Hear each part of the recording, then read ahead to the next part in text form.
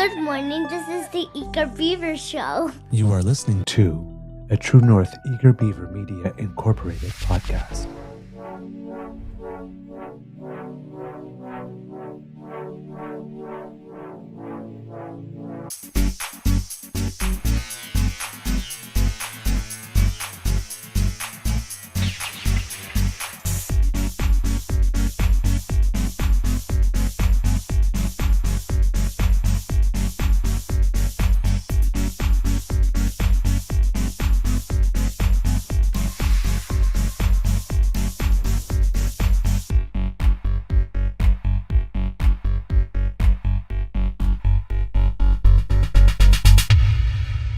The True North Eager Beaver podcasts are proudly brought to you by our founding sponsors, the Miss V Mysteries from Corvid Moon Publishing, your source for science fiction, fantasy, and cozy mysteries featuring a broad diversity of characters.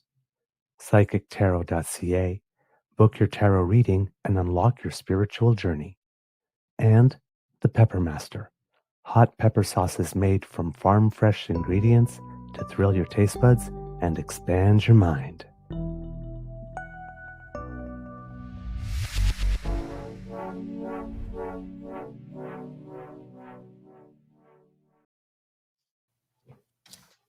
Well, good morning and hello, kids and cubs, and welcome to Season 5 and episode number 706 of the Beaver Morning Show. Always 100% Canadian. Today, recording day is Monday, August 4th, 2025, and it looks like it's trying to be a nice sunny day here at the Beaver Lodge, but we'll see what actually happens here. But it looks like the sun's making an effort. I'm your It's a little host. smoky here. I'm your host, the Eager Beaver, pronouns he, him, hey, Mr. Beaver A. And as you can hear with me, as usual, is my good friend, Mr. Grizzly. And your good friend, Mr. Grizzly. He's our good friend, Mr. Grizzly. You have your own theme song now. I'll take it.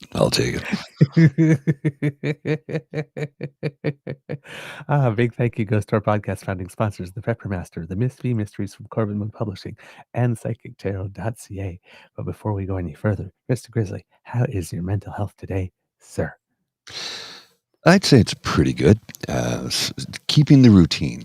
I'm keeping the routine. So I was up at 4 and took Lola out at 4:30 for a nice walk. Actually, it was 4:20 by the time we left the house. We left the house a little bit earlier today.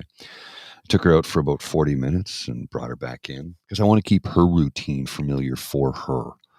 My routine's easy, but it's, and here's the thing. Before I even walked into the living room, because last night she slept on the couch. She does that sometimes. She was sitting there at the front door just staring at me like, okay, it's time to go. Are we going? Let's go. It's time to go. I'm like, yeah, she knows. It's Monday. We get up early. She knows the weekend. We sleep in. She's a smart girl. So, yeah, had a nice walk. Met a couple of nice people. Again, like I told you, we were talking the other day, and I was telling Mr. Beaver how you'd be surprised how many people are up and around at 4:30 in the morning on Elgin Street. Not like crowds of people, but people that want to talk. Of course, they see Lola and they want to come over and say hi. And yeah, no problem. Right. Usually quite a few. And when I walk past Elgin Street Diner, there's usually a construction crew who is either getting ready to start their day or have ended it. I don't know, but they're in there having breakfast at 4:30. So I anticipate they've probably finished like an overnight shift, a road crew or something like that. But I don't know. Okay, good stuff. I'm doing well. Unfortunately, another short night, a little bit of insomnia. Well, insomnia. I happened to have fallen asleep quite twice during the day for naps that were maybe a little longer than a nap would be. So when it came time for my regular bedtime, I wasn't tired. So I was up. I threw my clock off a little bit, so hopefully I'll get back on schedule. But spirits are good. But you know how sometimes your eyes burn a little when you haven't slept enough? Yeah. Yeah, do. I got a little bit of that going on right now. Mm. But good spirits And so far, handling well. Um, Lack of cuddles. I Mm. don't know how long that will last, but Yeah. so far He's in coping. Romania for how long? 4 Uh, weeks? yeah, until the end. Yeah, it comes back on the 31st. Well, and I mean, that's when you have that much time off, take advantage of it, right? When you go Right. visit, because y I mean, he's got a lot of family there, right? So he'd Yep. wanna visit as much as possible and see things he hasn't seen in a couple of years because it's been 3 years? Exactly. Oh, yeah, and I mean, about 3 years, maybe well, around the time we got the house, so close to 4 now. Yeah, and Um, that was not a vacation. exactly. Yeah, it was to settle in the state. Yeah. So yeah, this is, the one of the 2 main reasons I couldn't go was because, if we're, doing tourism in city and walking about 10K a day, um, my Mhm. foot's not handling that, but Alex also is gonna spend about a week in the mountains, and the mountains there are not the Gatineau Hills. So, right? They're The like the Rockies, they're proper mountains, the yeah. yes, the climbing's a little more, involved. There So, there are trails, but there's passages where, okay, you're going up a steep pitch for 5, 10 minutes and, yeah, and you there are know other passes where they're sort of like, depending on the mountain range, like ladders and chains. Yes, You're yeah. going up and down, and, yeah, I mean, even with a good foot, I'm probably not doing ladders and chains. I'm Well, my, that like, last hike I did through the Rockies with my buddy, when I was out in Calgary, we did a fairly decent one, and, it's about an hour up and about an hour down, something like that. I can't remember but I'm like, are we getting there?" And he's like, "Why, are you okay?" I said, My legs are fine. My back is fine." I go, I have no lung capacity, and I've never had lung capacity, and then probably, asthmatic as a child and, allergic to damn near everything, and, oh, yeah, I grew up in the '70s, you know, where everybody smoked everywhere at all times. They What a cute baby.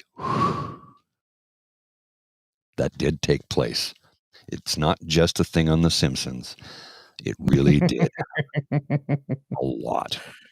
Oh, And I yeah, know that's got something to do with it for sure, but I've never had lung capacity. It's like I could not be a marathoner. I can't do it. I can sprint, right. do 100 meters, and then after that, I'm ready to pass out, which is why playing goalie was my ideal thing, right? My legs don't Ah, I just don't I can't breathe. yep, I can understand that. All right. Let's take a little look into the magic monitor and see who we have today. We have Kit Uncover bringing us the news. Good morning. Kit Elaine and Kit Saucy are here. Good morning to both of you. Who else do we have? Kid Bucky here. Thank you, saying good morning, all. Kit PNC Bio wishing good morning to everyone.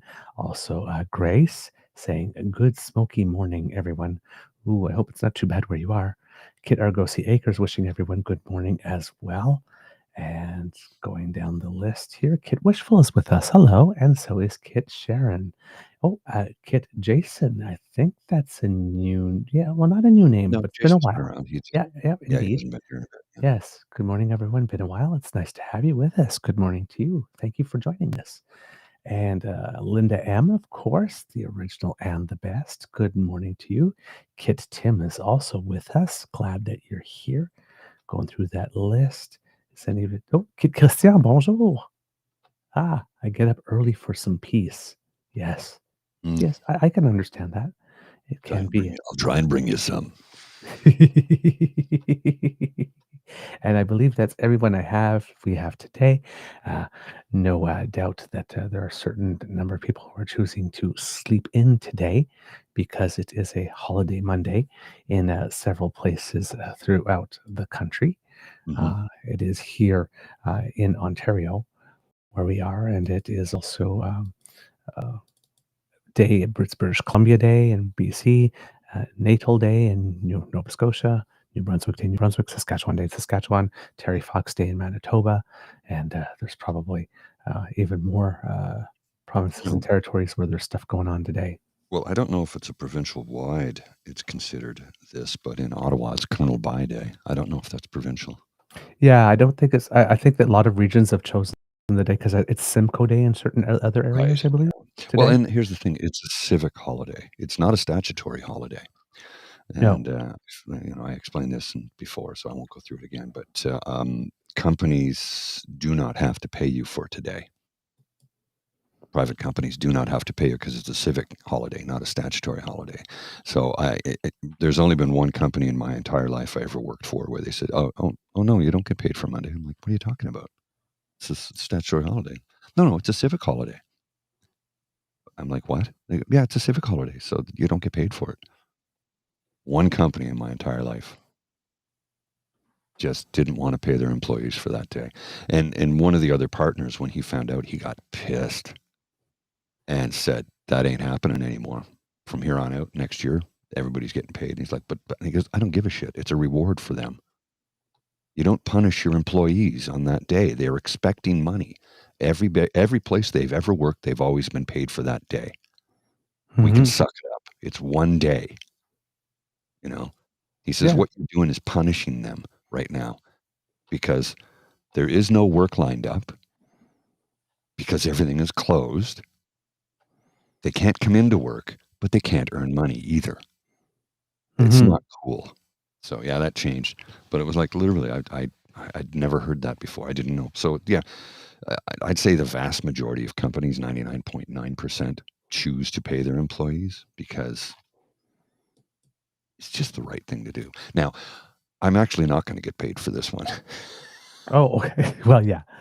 It's only because I've only been there 2 weeks, right? Okay. Right. It's just how it works. They explained that to me. I said, "Yeah, no, I understand that. Once you've done your 90 days, uh, everything changes, but your 90-day period." So I'm not offended by it. I knew it. I knew it going in. I wouldn't get paid for it today because I haven't been there long enough. That's just how it goes, right? Right. But yeah, next year I get paid. I looked at my schedule. It's like, yeah, I get paid for everything next year. So Okay. It's also Heritage Day in Alberta. And if in Ontario, there's other places. So in Burlington, it's called Joseph Brant Day. there you In go. the city of Vaughan, it's Benjamin Vaughan Day. So, and Yes, it all over also, the province, it's a different day. yes. And I have a text here that says that it's called Regatta Day in Newfoundland, but the calendar that I have says that Regatta Day is actually on Wednesday and not today. Well, that might be accurate, but the Mhm. regatta happens on the August long weekend, and the Monday's the holiday. Okay. Yeah, so maybe Regatta Day might be a fixed date, but it's unofficially Regatta Day today, if you will, because it's the big regatta. It's the oldest sporting event in all of North America. Hmm. Yeah, exactly. I thought there was something in Yukon today too, but I guess I could be wrong on that one. Oh well, I'll check it during a clip and see. But for some reason, in the back of my head, I have something saying, "Isn't there something going on in Yukon today as well?" Well, it's McLaughlin Day in Oshawa as of 1983, celebrating Robert McLaughlin, who brought General Motors to Oshawa. Colonel By Day in Ottawa, starting in 1996. Hmm. There So you go. 29 years ago. Huh. Yeah, yeah. It's fairly recent that they changed it that the cities were making it a sort of like a local founders day Well, type thing. we're watching a series last night, without getting into the nitty-gritty of the series, but it's a time travel thing, right? And at one point, Bridget says, "Is Michael J. Fox a producer?" I go, "Well, maybe, but he's not in the program." She goes, "Well, it should be good to have him. He knows how to travel through time." And I chuckled. I chuckled. That's pretty good. I said, "Did you realize if they made Back to the Future today, he'd be going back to 1995?" Okay. Number one. Number two, the culture shock wouldn't have been that great Right. because the internet existed, cell phones existed, Right. laptops existed. Now, you didn't have smartphones that can do what we can do. That would have been something from the future, but everything else would have been, like not that shocking. Now, uh, from a technological perspective, it wouldn't have been that shocking. But from the perspective of if you watch a movie from 1995 with today's lens, it's like Yeah, there's a couple of things that are a lot of open sexism. And at the time, we thought we were being really, what was that movie I talked to you about recently? The one with Sigourney Weaver and it's about a co serial killer copycat. copycat. Yes. I remember watching that thing. What a great movie. And I watched it again recently and went, yeesh. there's a lot of sexism in there. A lot of like, it's just shocking by today's standards. Yes. So in that respect, somebody traveling from 2025 to 1995 would have been shocked about those things. I can see that. Yeah. And how sort of, I would say, in the shadows, the rainbow community was in 1995 versus 2025. As But well. from a technology standpoint, it wouldn't have been that great of a swing, right? Right. Exactly. No, I liked Copycat. That's a great movie. Yeah, very much. If you rewatch it, it'll be like, yeah. ooh. But it's like I was like when I saw the posters, I'm thinking like Harry Connick Jr. Really? Yeah.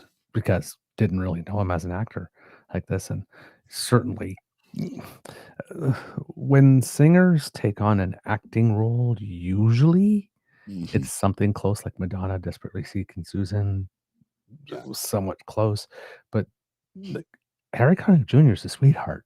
And he played a variation of an actual guy who Henry Lee Lucas. He was playing a variation of Henry Lee Lucas, who was a notorious serial killer and who claimed he had committed all these other crimes and murders. That it turns out he liked that he'd get out of prison and they'd take him and he'd show them where the bodies were. Now, oftentimes he was correct, oddly enough, but as it turned out, many of them he had nothing to do with. Somehow he knew where they were. And he wasn't always 100% correct, but he just liked the notoriety of it. He'd get to be on TV. He'd get to be out for a day or a couple of days if it went to another part of the country. Yeah. Anyway, he died of cancer heart disease a few years ago. Oh, okay. He wasn't a good man. No, not at all. But I was like really, I was surprised by the performance, and for the longest time, it remained was one of my, if somebody was asking like, what's a performance in a movie that surprised you, or what's a role that you never imagined anybody could take, there's one right there. Yeah. Oh yeah. Because he was too good in that role. It made me wonder a bit. But yeah, I do. It was, me too. It was one of my favorite movies. I haven't seen it lately, so it would be interesting to see how things changed. There are other movies like that. Like as I was a kid, my favorite movie was Grease.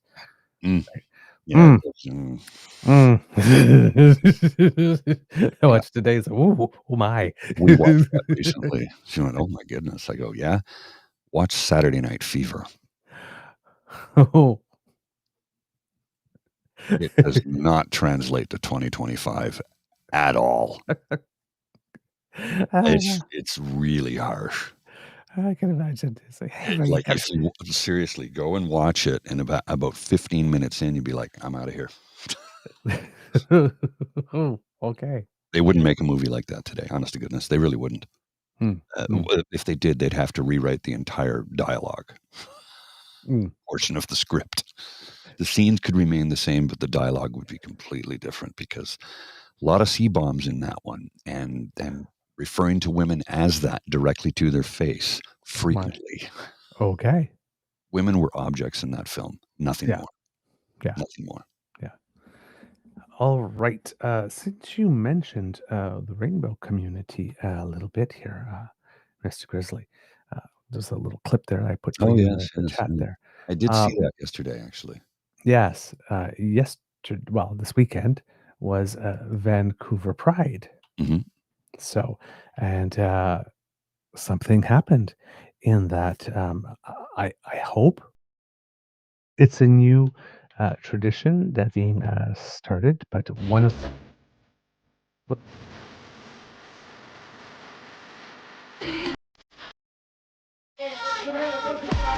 Okay, I'm gonna have to kill the song, or we're gonna get a copyright. Yeah. So here we have Prime Minister Mark Carney at Vancouver Pride, seeming to be getting along with everyone. Of course, I noticed the shoes because, I'm fabulous. And I noticed that wherever he goes, he's got that three-piece suit. But this time he's wearing very sensible sneakers. Well, it's just a two-piecer, though, too. Yeah, two-piece, sorry. but very sensible shoes for walking this time around, which I'm sure is going to cause some conservative heads to explode because for some reason for the last decade they're completely obsessed with fashion, but that goes below the ankles, Yeah, especially when liberal men are wearing them. very strange and bizarre behavior. But It's just what? this is now the second time that a sitting prime minister actually attends a pride. Or not the second time, I should say, the second prime minister. Second prime minister, correct. Yes, because in a row, consecutively. He has children, and I believe one of his children, yeah. For some reason, that was not sounding right in my head. One of his children is part of the rainbow community. Yes. If memory serves. I believe so, yes. So, yeah. Very happy to see that. Well, again, he's a progressive, period. He's a progressive. Yeah. Yes.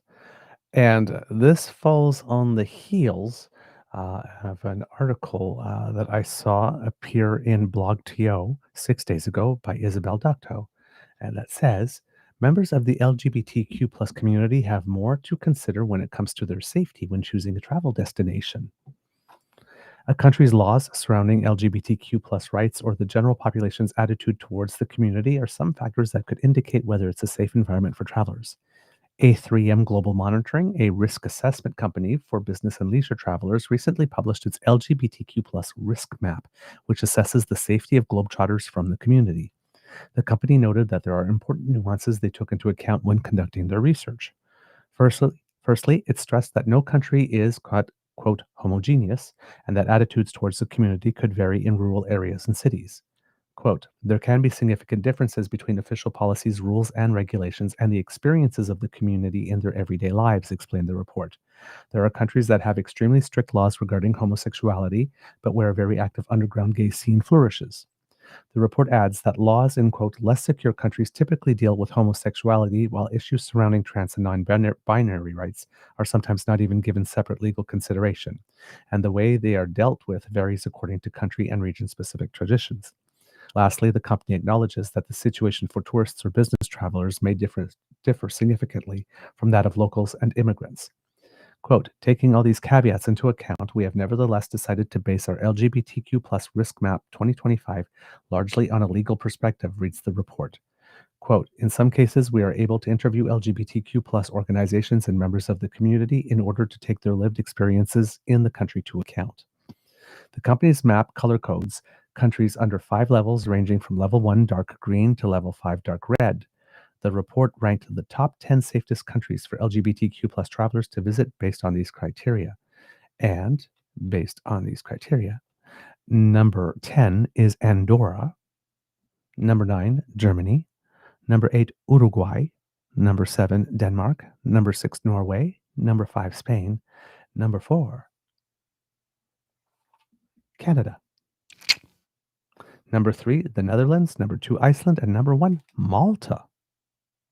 Yes. Who knew? I didn't. And then the top 10 most unsafe. 10, Pakistan, 9, Malaysia, 8, Tanzania, 7, the United Arab Emirates, 6, Afghanistan, 5, Uganda, 4, Yemen, 3, Somalia, 2, Saudi Arabia, and number 1, Iran. Canada was named the 4th safest country in the world for people in the community to travel to. It's labeled as a low-risk country for LGBTQ plus people to visit. It took decades of progress for Canada to become a safer space for the community. Homosexuality wasn't decriminalized until 1969. In 1996, the Canadian Human Rights Act was amended to specifically include sexual orientation as one of the prohibited grounds of discrimination. Almost a decade later, same-sex marriage was legalized in Canada on July 20th, 2005. So we just celebrated the 20th anniversary of that. And over here, Kits and Cubs, just to give you a quick show here, this is the map that they just published with green being the safest countries, and then orange the next most safe, and then, darker green, lighter green, and then yellow Right. orange, red being the most dangerous here. I'm So, surprised the United States of America is only yellow right now. mhm, well, Now let me temper that with I'm referring to its government, not its yes, people, yes, because the vast majority of Americans have no issues. exactly. There's a group that does, but the government is the problem right now there. Yeah, indeed. So, as you can see here, um, still a decent amount of green Mhm, on the map, mhm. but, and I mean, you know, yellow, you can still there is still stuff, uh, you know, how would I put it? You don't necessarily have to live in fear, but Well, yeah. it's not great. Well, and if you look at a lot of the countries in the African continent, that has more to do, again, with government than it does with people Yeah, exactly. in many, That's what many they were saying instances. here, because And South there are Africa is some the only one that's green. Yeah, yes, and there are some, governments there that are only that way because of right-wing evangelical crystal fascists from the United States of America who went there and spread hatred. Yep. There are documentaries about this. I'm not making it up. It's a fact. You can go and watch the documentaries if you choose to seek them out. They do exist. It is well documented. Yep, indeed. So Malta took the top spot for enshrining registered partnerships in 2014, marriage in 2017, banning conversion therapy in 2016, and allowing gender self-ID since 2015. The report also ranked the top 10 most unsafe countries for people in the community to travel to. Iran took the top spot as homosexuality is still criminalized in the country with same-sex acts punishable by lashes or the death penalty. Quote, although trans people occasionally receive state supported gender reassignment surgery, the attitude of large sections of society towards people from LGBTQ plus community is predominantly negative, even hostile. Travelers are at the highest risk. Even suspicion of homosexuality can result in immediate arrest, torture, or even execution. The company also listed the top 10 countries with positive and negative development when it comes to LGBTQ plus legislation. The United States ranks sixth in the negative development, according to the report, which cited US President Donald Trump's second presidency. Quote, a clear trend towards restricting the rights of trans people can be observed in the US. The official position of Trump's government is the rejection of non binary gender identities and transgender identity, it reads. Uh, Mm. so, yeah, a little thing out there about which to be proud. One of the safest countries to go. And I believe um, recently as well, there was some polling uh, about Canadian attitudes to same sex marriage. And overwhelmingly now throughout the country, um, there is great support for it. Um, Here I have some stuff here.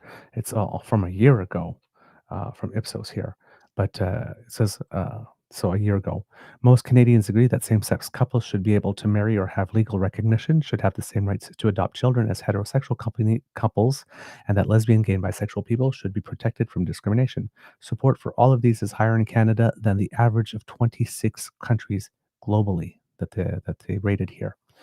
Support among Canadians for various aspects of LGBTQ plus visibility, including LGBT plus characters on screen and sports and in public displays of affection, is lower now than 3 years ago. Support in Canada is lower in most cases than the 26 country average. So, I mean, we are, um, Well, you know who you can thank for that, right? yes, exactly. Exactly. So, in Canada, for example, 61% of Canadians believe that there should be more LGBT characters on TV and films and in advertising, but the average of the 26 countries that Ipsos evaluated here was 50%, so like 11% higher than the average. Openly lesbian, gay, and bisexual athletes in sports teams, 61%, which is 12% above the average. Companies and brands actively promoting equality for LGBTQ plus people, that's 53% in Canada, which is also 11% higher than the average. Now in this cases, we're now getting to the points where the average is um, uh, below 50%. LGBTQ plus people being open about their sexual orientation and gender identity with everyone. Um, oh, sorry, I misread that. I'm so terrible. I just want to address Christian here quickly. I hear what you're saying, Christian, and I'm not arguing with you. I just don't wish to paint everyone with the same brush is all. That's all. That's it. That's why I said what I said when it comes to the American people. Not everybody supports what Trump is doing. Not everybody voted for Trump, and he may have cheated. Okay. I'm gonna grab a coffee. I'll be right back. All right. Yes. Sorry. I misled you. Sorry. So, for more LGBT characters on TV and films and in advertising, 44. My God, this is terrible. Okay. You know what? I'm not going to go by the graphic. The graphic is not particularly clear here in this thing here. Support among Canadians for various. I mentioned aspects of LGBT visibility is lower than 3 years ago, but higher than the 26 country average. Consistent with 2023, a strong majority of Canadians support protecting transgender people from discrimination in employment and housing and access to businesses. On specific measures in support of transgender issues, however, Canadians continue to be more divided and express lower support than in 2023. Support is lowest for health insurance coverage of gender transition and allowing expansive gender options for government-issued documents, both of which are also well below the average of the other 26 countries. Here. And then it says 3 in 10 Canadians have spoken out against someone who is prejudiced against LGBTQ plus people, while on par with the average for the 26 countries. This is lower than in 2021. The proportion of Canadians who have visited a bar or nightclub that caters primarily to LGBTQ plus people or have attended a public event in support of LGBTQ plus people is slightly higher than the global average, while the proportion of Canadians who have attended the wedding of a same-sex couple is slightly lower. Canadians aged 50 to 74 show the higher support for protecting LGBT plus people from discrimination in different aspects of life compared to younger Canadians. Gen X, baby, Gen X. Yeah, this is not good though. Agreed.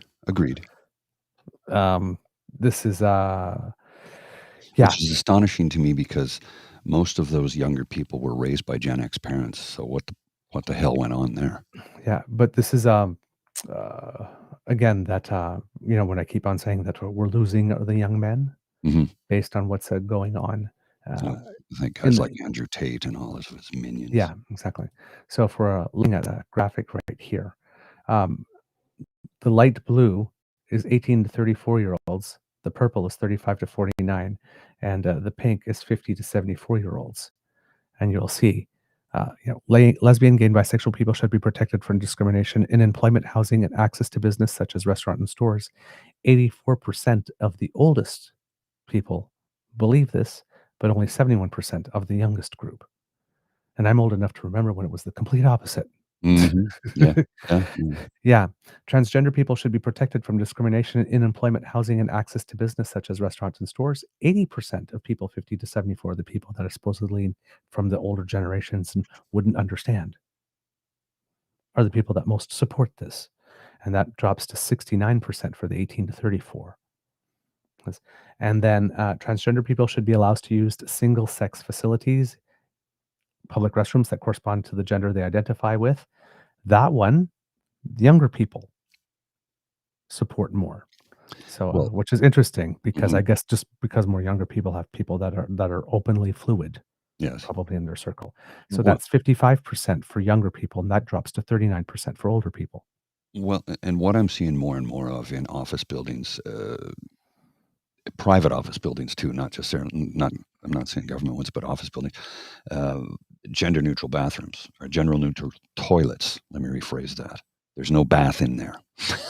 Right. But the thing is, you walk into a space and it's all private closets, which I appreciate because going into a stall in a gender specific, usually I have 3 feet of space.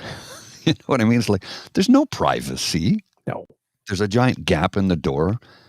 I've had people literally go right up to the door and peek in at me. I'm like, if I'm peeing, I don't care. But if I'm seated, I like privacy.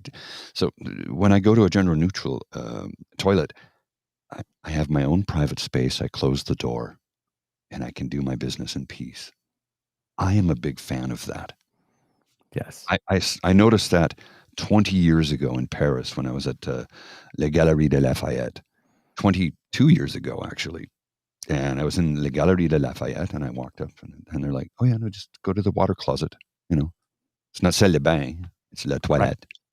Right. Or la toilette / WC water closet.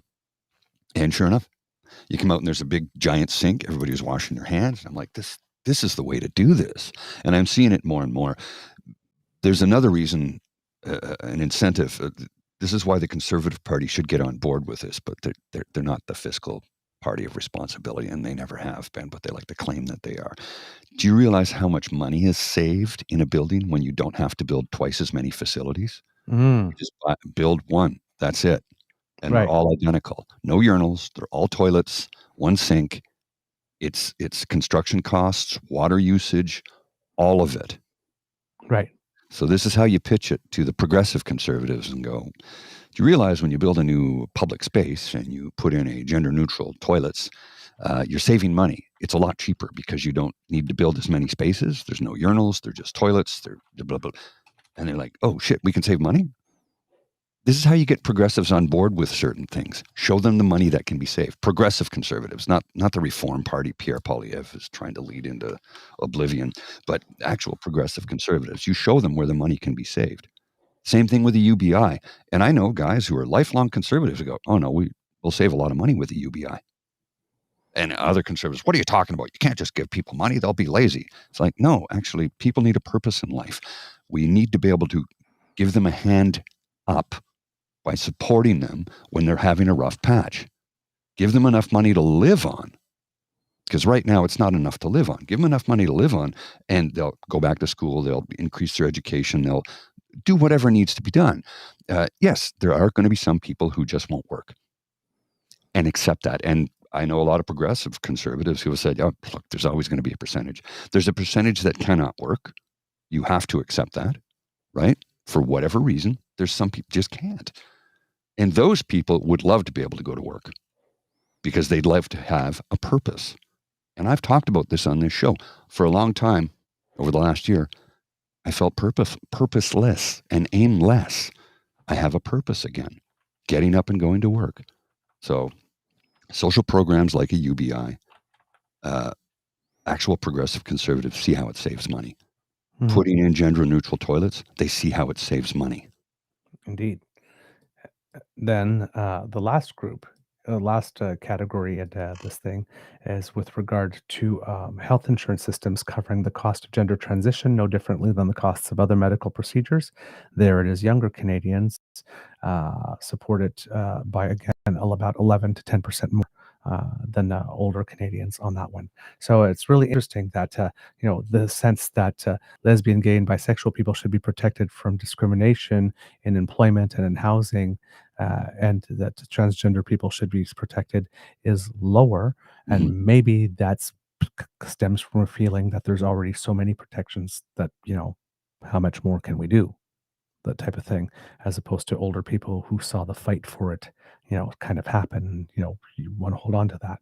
I'm not sure if it means a lesser commitment, because on the other side of the ledger, when you're talking about transgender people, which is the group that everybody on the conservative side is wanting to bash down on because they think that people won't stand up for them, younger people support them more.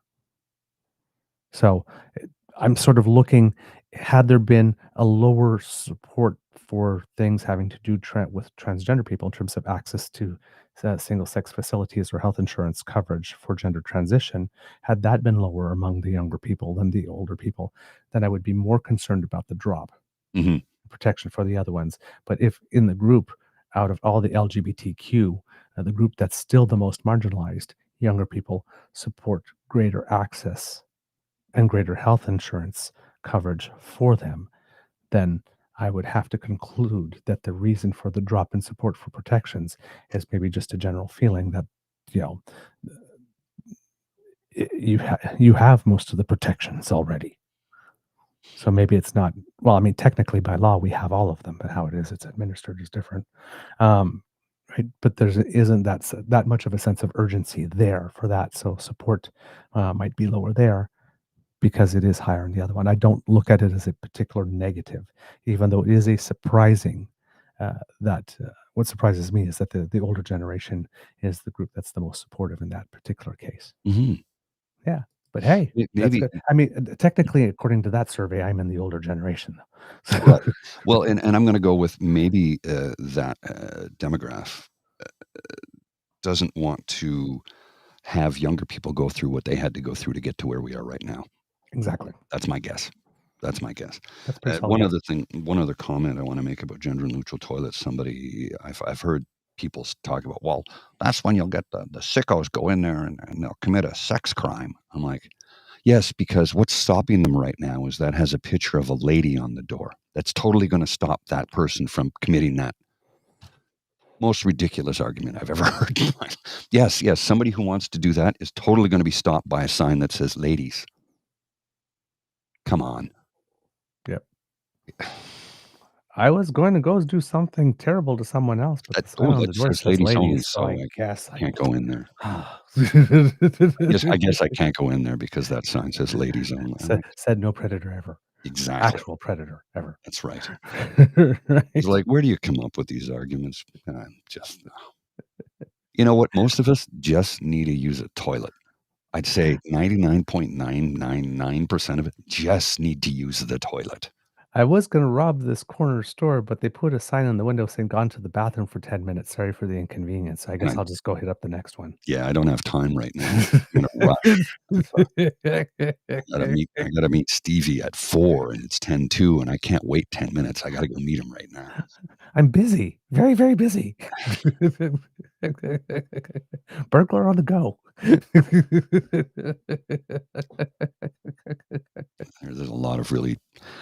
There's a lot of people in this world who are incapable of critical thought. I hate to say it, but it's a fact. Oh my God. All right.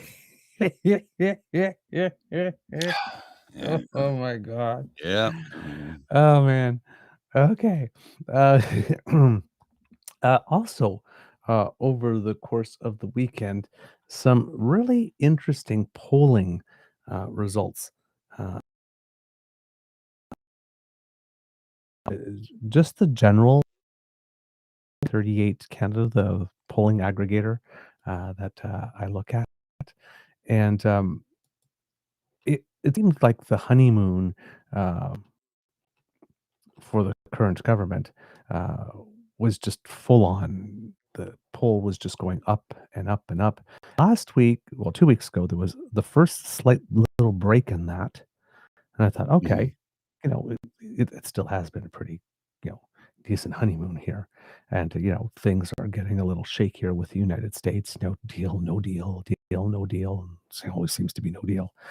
So you would think, and you have the conservatives, losing their minds at the other end, going, "Oh my God, we haven't got a deal yet! My God, it's so terrible. Everybody else has got a deal but us." Okay. Just remind you, kids and cubs, that the United States' 3 largest trading partners are Canada, Mexico, and China, and there's no deal with either of them. Right? And that EU, that's concepts of a deal, and Japan is concepts of a deal, and the concepts of a deal and the deal with Europe and Japan actually allow them to export cars into the United States with a lower tariff than actual cars coming off the Canada and Mexican border that actually has US parts in it, which is, it's a mess. There's no consistency. Well, there's no rhyme. It's just a mess. He's going to have to back down on a lot of those things too. Pardon? Doug Ford on July 21st. We're encouraging all provinces and territories to start buying Canadian-made vehicles, start buying Canadian-made everything. Responding to a reporter's question regarding steel and aluminium tariffs ahead of premiers' meetings in Huntsville. That was on the 21st of July. And yesterday, we learned? Questions are being raised about a major construction contract tied to Ontario's largest hospital project after a U.S.-owned company was awarded a $140 million contract. Mm-hmm. And who's responsible for awarding that contract? What government branch is it? Because healthcare is a provincial thing, right? Mm-hmm. Yeah, apparently he canceled the Elon Musk Starlink contract. Yep, finally got around to that, allegedly. What did it cost us to get out of that $100 million contract, though? You don't At know. first they weren't releasing the number, but I did thought I heard somewhere along the way that it was 10 million, Oh, okay. but I Which, could. if we had just went to Best Buy and bought the bought the Starlink system, we could have spent about $10 million to provide it to everybody who needed it. I know, ridiculous. But I might, But again, conservatives are fiscally responsible, right? yeah. But don't quote me on that actually, because now that I'm thinking about it, it's someplace that's something a data point that I've seen at only one place. And I actually haven't seen corroborated anywhere else. But how long ago did he promise that? And he finally got around to that on July 30th. Yeah. Yeah. Yeah, he didn't really want to do this. He didn't really want to do it. Now, when Trump went ahead with that latest 35%, from 25 to 35%, he couldn't, I guess he couldn't keep up the pretense anymore. So, but yes, up until at least 3 days ago here, what I'm looking in some newspaper reports here says that the government is refusing to disclose how much we are on the hook for the cancellation of the contract here. So yeah, don't quote me on that 10 million. Like I said, that's a data point that wasn't corroborated. As far as I can tell here from what's in the press, we still don't know. So yeah, that's not great. It's amazing how with Doug Ford in particular, for some reason, we're not allowed to know what it is he is doing with our money, even though we elected him. Mhm. Why? In order to be able to manage our money and spend it on our behalf. Yes, it seems that we're not allowed to know. No, trust me, it's good. It's good. Yes, It's good. Don't worry about exactly. it. Trust me, Now, bro. yes. According to Benjamin Lopez Stevens of CBC News, it says that Dominic LeBlanc says that he expects Prime Minister Mark Carney and the U.S. President Donald Trump to have a conversation with each other over the next couple of days as Canada tries to find a new way out of a 35% blanket tariff on exports to the U.S. Quote, we believe there's a great deal of common ground between the United States and Canada in terms of building two strong economies that work well together, said LeBlanc on Face the Nation. So he was on CBC's Face the Nation. LeBlanc left Washington earlier this week without a deal, but he told host Margaret Brennan he came out of discussions, quote, with a better understanding of American concerns in the trading relationship. So we're prepared to stick around and do the work needed. Okay, and here's the thing that really just I cannot wrap my mind around. But he's been at this for quite a while now. Mhm. And we are now in August. His presidency started in January. Right. He's been talking about tariffs since the time he was running, and we're our our trading teams are still leaving meetings with a better understanding of the American concerns in the trading relation. Like, how long does it take to explain your goddamn concerns? I mean, really? All we're emerging with at this moment is a still yet a better understanding. Like, again, to all the people who are poo-pooing Mhm. on the conservative side of the ledger, it's not because we are slow learners or we're not able to understand quickly. It's not because we needed explained it to us 35 times. It's because they keep on changing their mind 35 times. Because with all the meetings that they've had and the extremely high level of qualifications that our trade negotiators have, they are some of the best in the world. I cannot fathom a reality in which it is the Canadian side that is just so thick and dense between the ears that they can't understand. Wow. If this was a normal trade negotiation. It's not normal. We got a guy who changes his mind every 30 seconds. Probably Jeez. syphilitic, for Christ's sake, and he has holes in his brain. I keep on saying that Swiss cheese brain.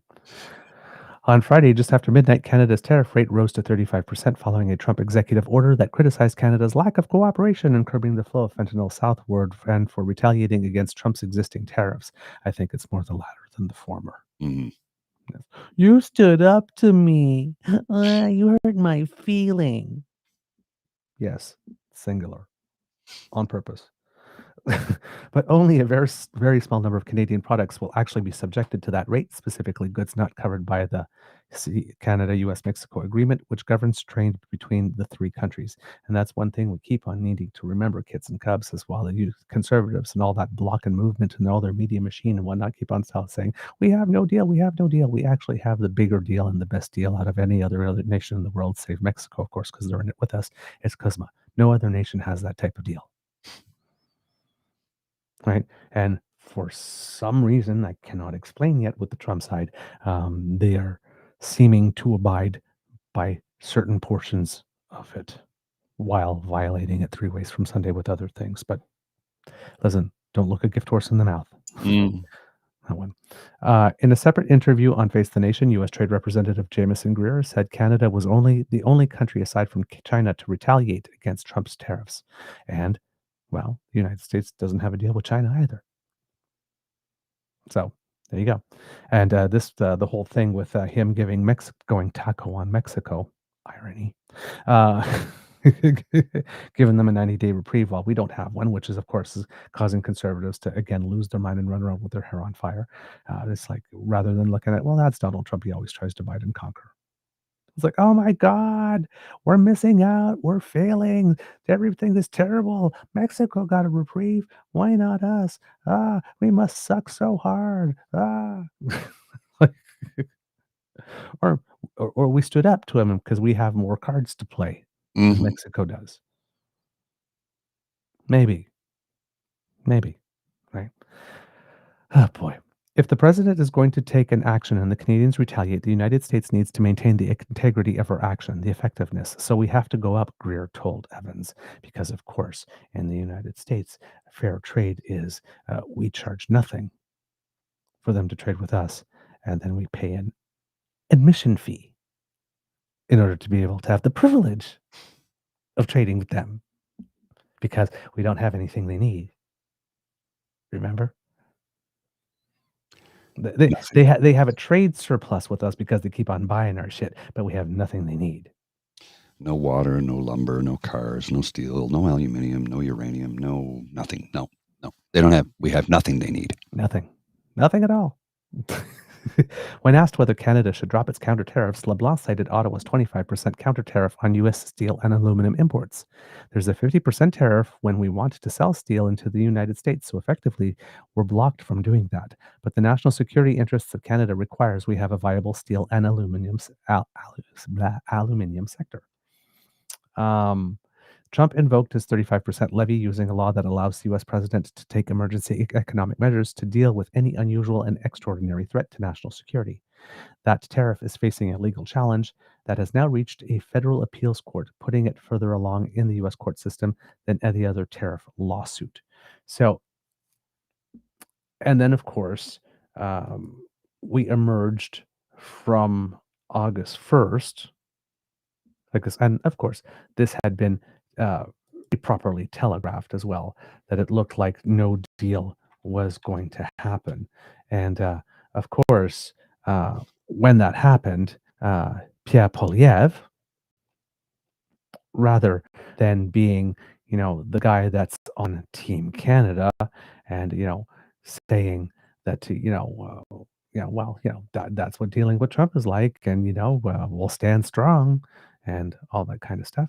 Well, he decided to go another way. Mark Carney sent everyone home for summer vacation with no budget, a spiraling deficit, inflation up elbows down, no new resource projects approved, and the worst drop in home building in decades. Sure, there have been lots of meetings, politicians patting each other on the back, press conferences, but no results and no plan to get us out of this mess. Yes, indeed. Canada's national narcissistic nexus of nonstop negativity. And then on August 1st specifically, conservatives share Canadians' disappointment that a deal with the United States was not reached by the August 1st deadline. Canada faces more U.S. tariffs than ever before, and we stand united with all workers facing devastation from unjustified tariffs on steel, aluminum, softwood, auto, and agriculture. These deeply misguided policies will hurt families and businesses on both sides of the border. Conservatives call for policies to take back control of our economic future by breaking our dependence on the U.S. We call on the Liberals to repeal their anti development laws and cut taxes on work, energy, investment, and home building to make our economy strong, self reliant, and sovereign. We will always put Canada first by working with all parties to get a deal that ends the tariffs and protects our sovereignty. So, all the things that he's asking us to repeal are things that make Donald Trump's life easier. Mm-hmm. Yeah. That's how we put Canada first, by making it easier. So, when these conservatives keep on going elbows up, like, I find that they're a very interesting position to be able to do that because they're face down, ass up. All times. At all times. So you can turn him into a bike rack. Yeah, it's a bike rack. I'm sorry. So yeah, Pierre is choosing to do the same things he always does. Say how we're terrible. We're screwing things up. Well, again, you would think that national public opinion would start to be shifting downward. Well, it turns out that that little adjustment from last week was merely a blip. Oh, look at that. So again, that little blip right here, and then back up to regularly scheduled increases.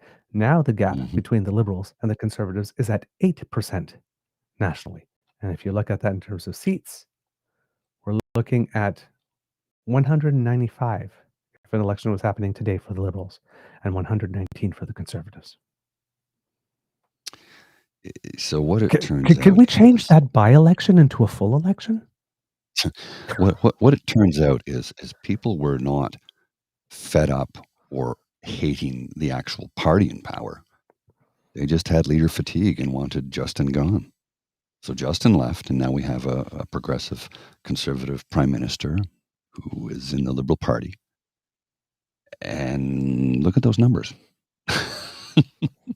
If an election were had today, 78% of the chances would be that it's a Liberal majority. And that's the highest it's been since Mark Carney has taken over as Prime Minister. I am so anticipating August 18th. I'm so anticipating the results of that by-election. I don't know what it's going to turn out. I don't know who's going to win, in all honesty. Look, when it was first, this is what he's going to be doing, I'm like, well, there's a good chance he's probably going to win it. But the feedback online from the vast public is kind of like, no, that doesn't look like it might be the case. He may still win. But if he does, it'll be by a very narrow margin, I believe. Mm-hmm. If he wins at all, again. But we don't know. That's August 18th. It's a few days away. 14 days. Yep. Now, here's some other interesting things here, because some people would think, right, because we're nasty and mean, allegedly, as Canadians, because we dared be a country that dared and deigned to respect itself. Oh my goodness. Well, Donald Trump is not a big fan of people who have self-respect. Oh, he loves dictators, though. Yes. So, did I say this that is right? Dictators? No, dictators. Dictators. Oh my God. Dictators. Sorry, I got it mixed up. Freudian slip, I guess. I don't know. Dictators. Dictators. Yeah. I'm dyslexic, so sometimes I mix up my spelling of words and say them incorrectly. It happens. It's nothing Freudian. I'm dyslexic, so sometimes that happens. Oh my God. Got you good, Oh, didn't I? oh, shit.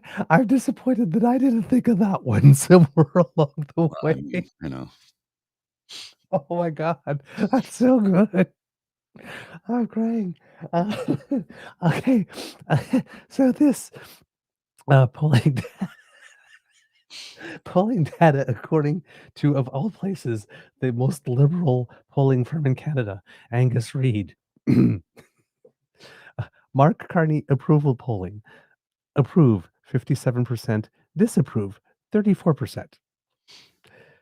Question: when it comes to a trade deal with the United States, how should Canada approach negotiations? Focus on the best deal available, regardless on whether there are tariffs or not. Accept only an agreement with no tariffs, or unsure.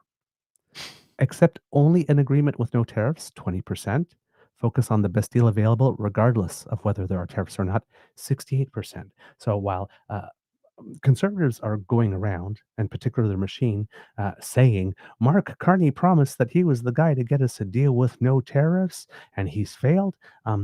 Number one, he never promised that. no. Because No. if he had, and this is how you know it's bullshit, kids and cubs, because if he had actually promised that in those specific words, elect me and I will get us a deal that has no tariffs. Yeah. Um, there would be video clips of that Yes. accompanying those all over. There would be quotes from newspapers, and there would be links to print articles. National Post would go crazy with that shit. Yes. Everybody's saying he said it, but nobody can present an actual text He or a never said video it. clip or an article in which he's quoted actually having said that. Because he never said it. Okay, so number one. So it's while they're turning around saying, "Oh my God, we didn't get a deal with no tariffs. We're so terrible. That's horrible." Only 20% of Canadians want, or would say, that accept only an agreement with no tariffs. Everybody else is saying, "Yeah, yeah, yeah, We understand. get the best deal, whether there are tariffs or not." We And know how the world works. yes, and let's remember again, kits and cubs, that Canada has never, ever, ever, ever, ever had a trade deal with the United States that had no tariffs. Yeah, not once. Okay. There were always softwood, sort of all Mhm. these things, right? But overall, right, under the World Trade Organization, right, there are certain rules. And then United States had what was called a preferred nations Right. status. Canada had that. So we effectively had a tariff rate of about 2.5% around there overall on stuff like this. But we've never had, ever in history, a No. tariff-free deal. So I'm not sure why the conservatives want Canadians to believe that the most famous and well-regarded central banker in the world living at this moment would ever have promised a deal with zero trade tariffs, and that he was the man to do that when that has never existed. Well, and let's remember, he is not a lifelong politician. This is a man who worked in banking. Hard facts, hard truths. The fact that people are saying he said something he never said is ridiculous because he doesn't have a track record of doing that, Hmm. right? Like, Right.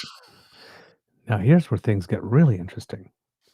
Asked of those who say Canada should counter tariff, so they were asked, right? mhm. Should we do that or should we not?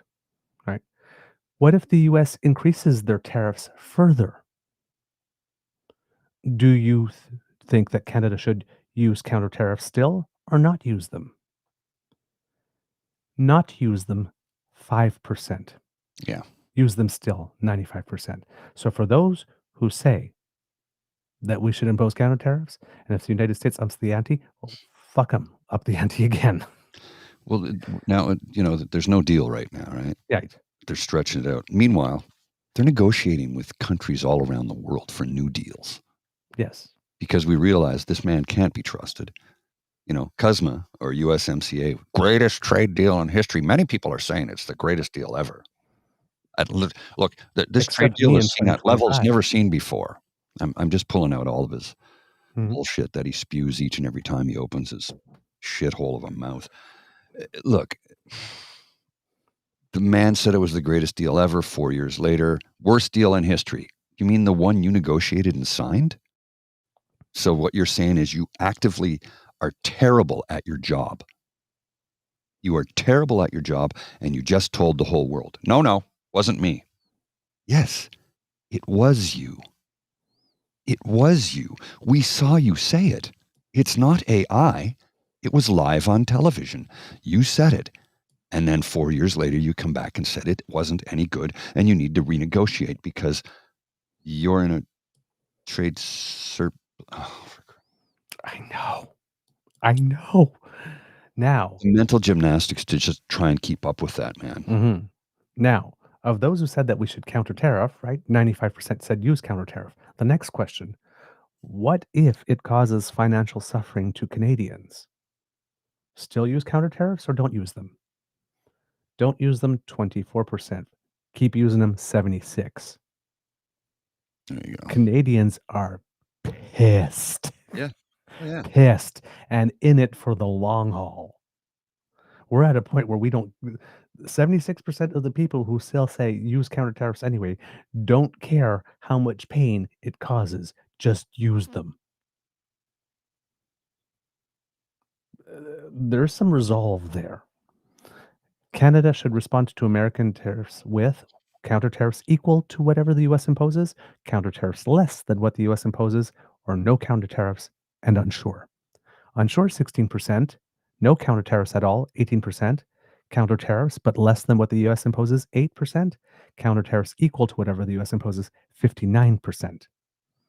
So even though we can't actually do that, dollar for dollar tariffs on absolutely everything because if the United States keeps escalating and we do too, at one point we run out of economy and they still have some. Yeah. Doug Ford running around in front of every camera saying, yeah, slap them as hard as they're slapping us. Let's go. Let's do that. That's resonating with people. The Bad Cop Act of Doug Ford, it's resonating. Canadians are pissed. So pissed. Yeah, dollar for dollar. Just give as good as we're getting. Go.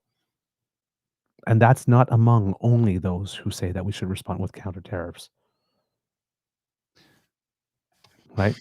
Well, I guess, sorry. Yes, I guess that is. So 59 plus 8, 67% of Canadians say that we should respond with some types of counter tariffs. And then 59% of those say, sorry. And then, well, 76% of those are saying, yeah, even if it causes financial suffering. So that's a significant portion. That's probably when you add it up, not sure what exactly. I can't do the math in my head that quickly. 76% to 59%. But I'm going to say that comes out to about a third of Canadians, pretty solidly. Well, the vast majority of Canadians have been buying Canadian and trying to buy Canadian. Say trying to buy Canadian because some grocery stores are labeling made in Canada. If you flip it over and look on the back, product of USA. Right. And they're getting in trouble for this. And I'm like, you know what it is? Because they have products on their shelves that they need to offload. So they'll lie to you about the origin of the product because they only care about the bottom line. And I understand that. You're a business. Yep. But when you directly lie to your customers and tell them you're stupid enough to believe the bullshit I'm feeding you, the blowback on that is going to be huge. Absolutely. Absolutely. Again, that's playing the short game and pricing the long game for that. Yeah. It's like you're not going to win on this one. People will remember. You betrayed us. Fool me once, right? Yeah, indeed. Now, here again, much more interesting. Like I said, this really surprised me. And again, this is Angus Reid. Would you prefer to see Canada take a hard or soft approach to trade negotiations with the United States? This is not among just those who say we should counter tariff. This is everyone. Hard or soft? Soft. Make concessions to keep a good relationship? 31%. Refuse concessions even if it makes the relationship worse? 69%. Don't sign a damn thing. So 31%, I'm guessing conservatives? And pretty much everyone else going, no, don't make concessions. Fuck them. Next question. And this is kind of relevant because weirdo Roman Baber, who used to be a Ontario conservative MP, and Doug Ford thought that he was too weird Yeah. So he booted for him. him, so kicked him out, and then he went all across the internet for the time he was no longer an MPP, making a case for himself, trying to get the attention of Pierre Poilievre. Pierre Poilievre uh, did give him his attention, and he got the nomination for York Centre, and then won, and is now the Conservative Member of Parliament for York Centre. While on August 1st, he tweeted this. 2 days before the trade talks deadline, the Liberals blindsided the United States by not giving notice of Canada's intention to recognize a Palestinian state. Mark Carney placed Gaza politics ahead of Canada's economic interests. Outrageous. So we have a conservative MP who, in this age of Trump repeatedly punching us in the face, saying, "Oh my God, I can't believe that we didn't give the United States advance notice of our intentions as a sovereign country, that we were going to recognize the Palestinian state, because we do not live in a reality where the United States has blindsided us a few times lately." Again, face down, ass up. Conservative. If only we had sought the United States' blessing or permission before we decided to make this move on Palestine, we would have a deal now. He wants us to believe. Well, Canadians are not particularly down with that either. If recognizing a Palestinian state proves to be a barrier in trade negotiations with the U.S., should Canada reverse that decision? Again, Angus Reid. Unsure, 17%. Yes, reverse the decision, 20%. No, recognize Palestine, 63%. Wow. Canadians are pissed. 63% of Roman Baber's point of view is the point of view of 20%. That's even lower than the conservative base number. That's kind of surprising. Not. There are more sensible centrist people in this country than not. The conservatives are so on the wrong side of this issue. And here's the thing, they'll stay there. They'll stay there I because know. they can't admit they were wrong about anything. I know. So these polling numbers that show that the Liberals, if there was an election today, have the highest chance of forming a majority since they were elected, and only 20% thinking it's a good idea or thought that we should have advised the United States of our intentions or maybe asked permission or groveled first before we did it. Mm. Pierre, conservatives, take a smell of the room. What you're doing is not working. The constant negativity, the constant bashing on Canada, the constant preaching that we should roll over, the constant preaching that we should enter negotiations face down, ass up with the United States, and don't you dare ask for lube. Don't you dare have the temerity to ask for lube. He wants to tell us he's a proud Canadian and this and that. Look, the only thing he's proud of is the money in his bank account. That's it. That's the only thing he cares about. He does not want to govern. He wants to rule over you so he can pad his bank account. He's a narcissist. Yeah. And this is like, you are so on the wrong side of the issue. Oh, God. Like, because you're not even keeping the entirety of your conservative base here. Well, sorry. You've got the base of the base, because that's who you're throwing red meat to. But your problem in the last election is that you lost moderates, and now you're losing even less moderates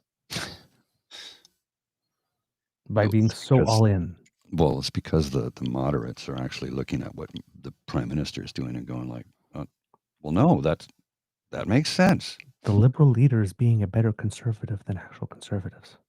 Well, it's because, remember, they're conservative in name only. Right.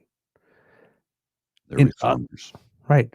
And then when we're looking about Bill C5 and all of the talk about pipelines specifically, support for a new pipeline to the West Coast for export, 27% of Canadians oppose, 73% of Canadians support. So Trans Mountain. Who knows? Whatever. But the whole thing of Danielle Smith running around Alberta going, oh my God, Canada hates us, Canada. 73% are okay with the pipeline. Yeah. Yeah. And support for a new pipeline to the East Coast, specifically for export. Same numbers, opposed 27%, support 73%. That damn Canada stifling us. Oh my God, that damn They won't let us get it to Tidewater. They won't blah, blah, blah, blah, blah, blah, blah. Liberals will never do it. Yeah, exactly. Because you have no oil or gas export right now off the West Coast to other markets because of liberals. How many pipelines did Stephen Harper's government build again? Oh, Mr. Grizzly, we've already well established on this show that conservatives are terrible at laying pipe. We'll just let that one lie. Even Bill C-69, the alleged no pipelines bill, actually had a small stretch of pipeline built under it. Yeah. Why tell the truth when a lie will do, right? Right. It's supposed to be the other way around, folks. It's supposed to be why lie when the truth will do. But I know. But these data points here, when we're add that to the strategy, right? Mhm. A lot of the Canadian strategy is getting license from what Canadians are doing and saying. Right. The not shopping, the no tourism, answering these polls and saying, yeah, fuck them. It's like, slap them on those tariffs, right? In the United States, the people of the United States have been told that it's going to be raining pennies from heaven. Well, I can show you. When all of this happens. Over here, we've been told there's going to be some pain. We're going to have to accept some pain. And we all said, yeah, we're down for it. The United States the citizens of the United States haven't agreed to any pain whatsoever. They agreed to big windfalls. Well, so Trump likes to point out that the tariff revenue rose in July to $29.6 billion. And I have a graphic here I'll share with you because this graphic kind of sums it up. This is tariff rose in July. Let's just change up this so it's easier to see. Oh, hang on. There we go. This is the part where Americans started paying higher taxes because Donald Trump is an economic illiterate.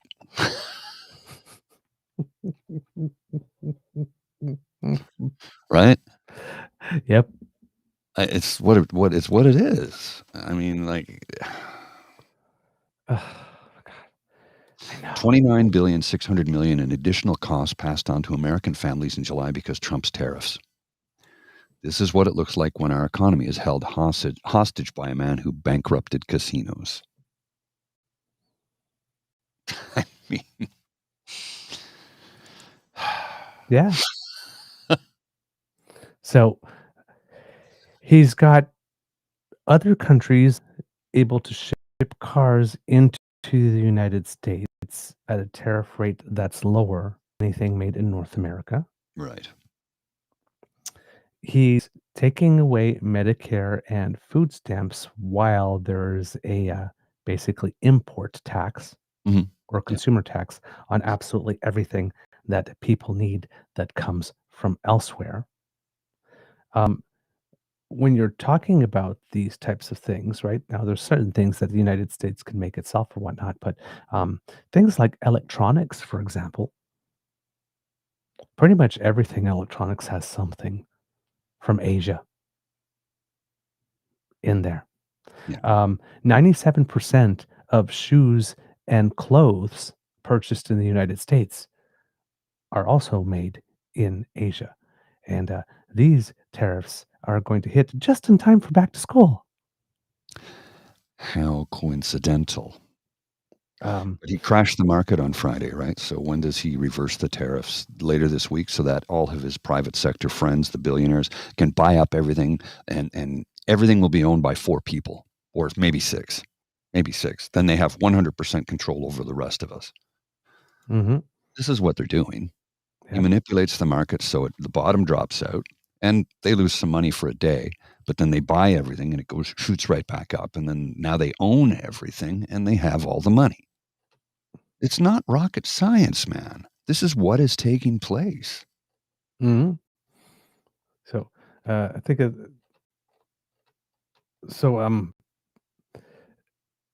you're going to have pressure from the American people that haven't been prepared for any pain, and they're going to get the opposite of what they required.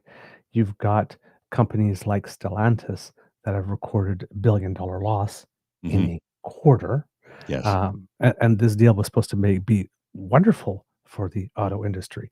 You got other nations or groups of nations allegedly having these permissions to bring in cars at a lower rate, which I'm sure he's going to have to tackle himself on at some point by making other adjustments. You've got the court case that was just heard in the second level of court, that the decision will probably go against Trump there before it has to go to the Supreme Court. So no nation's in any rush to put a signature on any deal, really, until the Supreme Court actually makes that decision, because why would you make a concession if turns up 3 months later you never legally had to?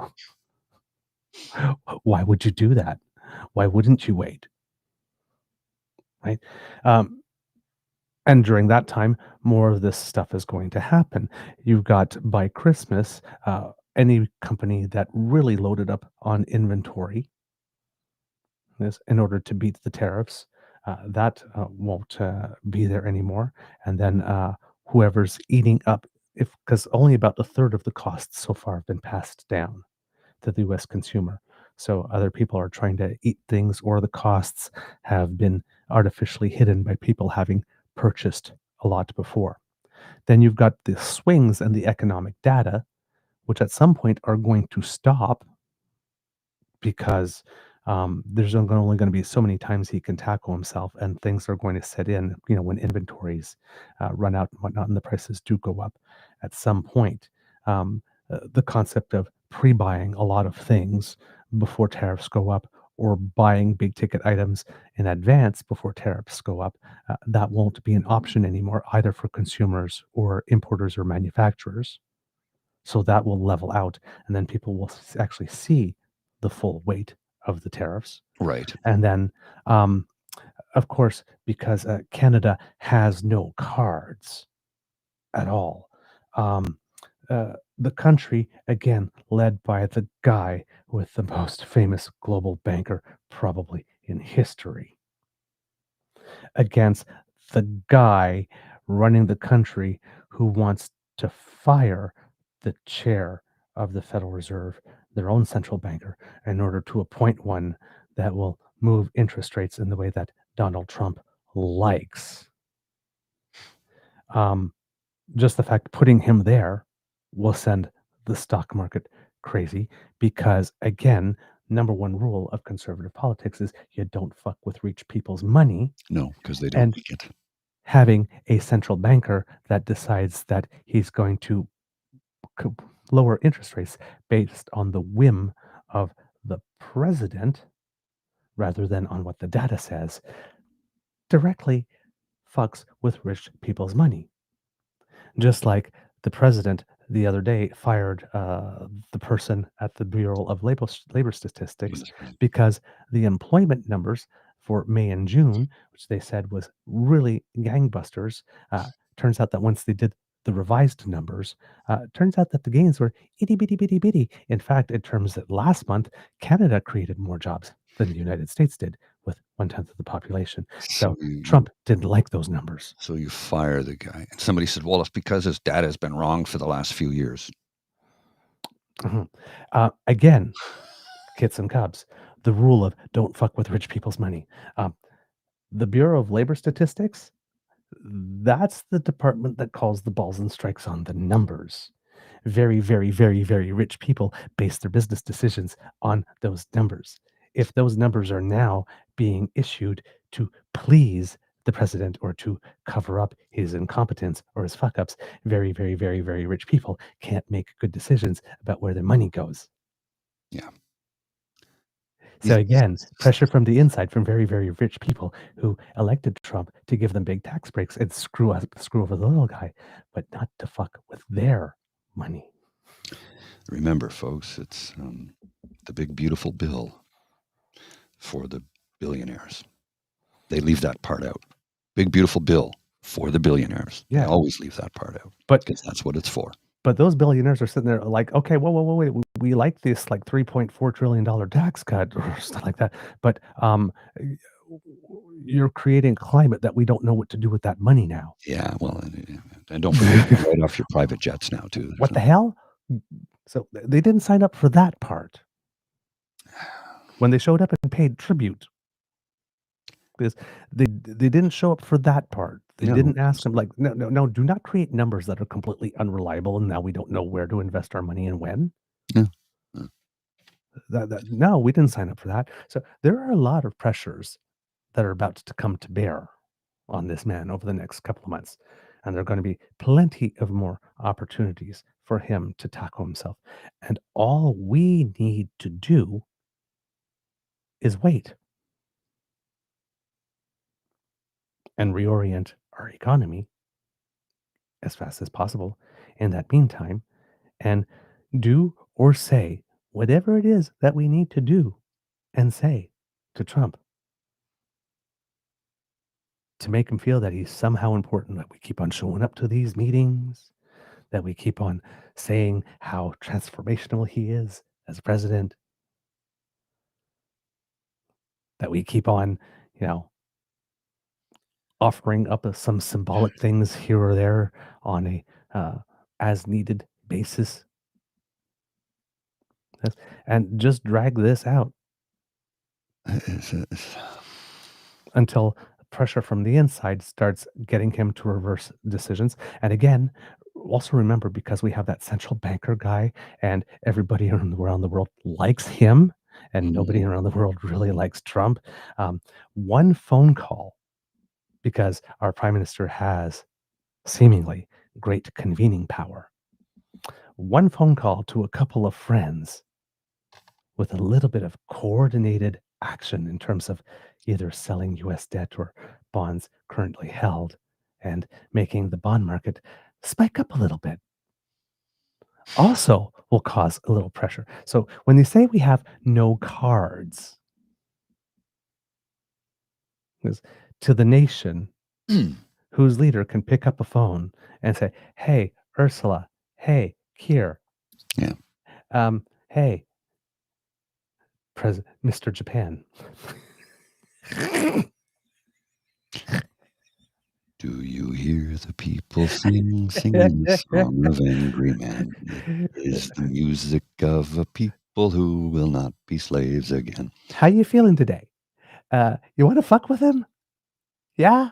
Okay. Okay. Okay, you do this at 3 o'clock today. We'll do this at 2 o'clock tomorrow. You do this on Thursday. And yeah, let's see how long his diaper stays clean. Well, didn't he just threaten nuclear war with Russia? Said we're prepared to go to nuclear war with Russia. I'm like, oh, so you need to distract us from the Epstein file.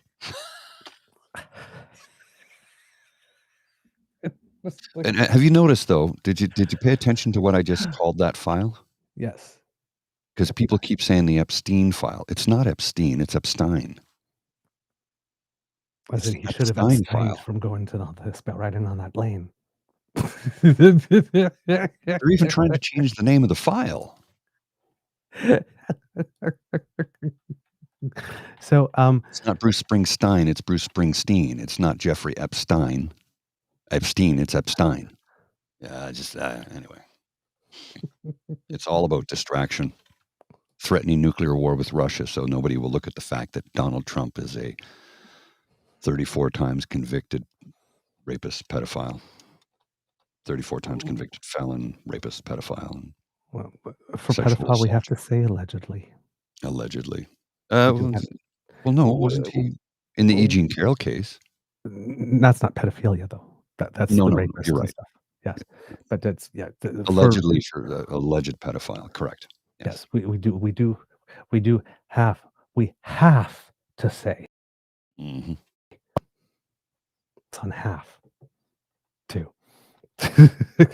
um,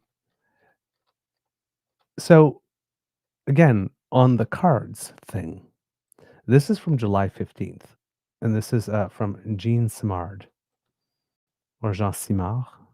I Jean don't think it's Simard. because I'm not sure if it's Jean or Jean here. I can't tell from the picture; it's too Is it small. Simard or simmered? Simard. I'm going to say Jean Simard here. Okay. Um, and he's the president and CEO of the Aluminium Association of Canada. And I love this here. As American policy tilts towards dominance in its relations with other nations, it can be tempting to feel discouraged. But Canada has more opportunities than we might have imagined. This rift is forcing us to redefine ourselves, to rise above the status quo, to dig deep to see further ahead. We must remain lucid and build the future in a thoughtful, strategic way. Above all, we need to tell each other the truth. Canada has always been blessed with lots of resources. Today, these are becoming more and more strategically valuable for our country. From oil and gas to potash to uranium and a family of critical minerals on which the world increasingly depends, Canada does indeed have, quote, cards to play. Our resources are the envy of the planet as China, Russia, and the United States want to dominate their strategic sectors of critical minerals and their processing.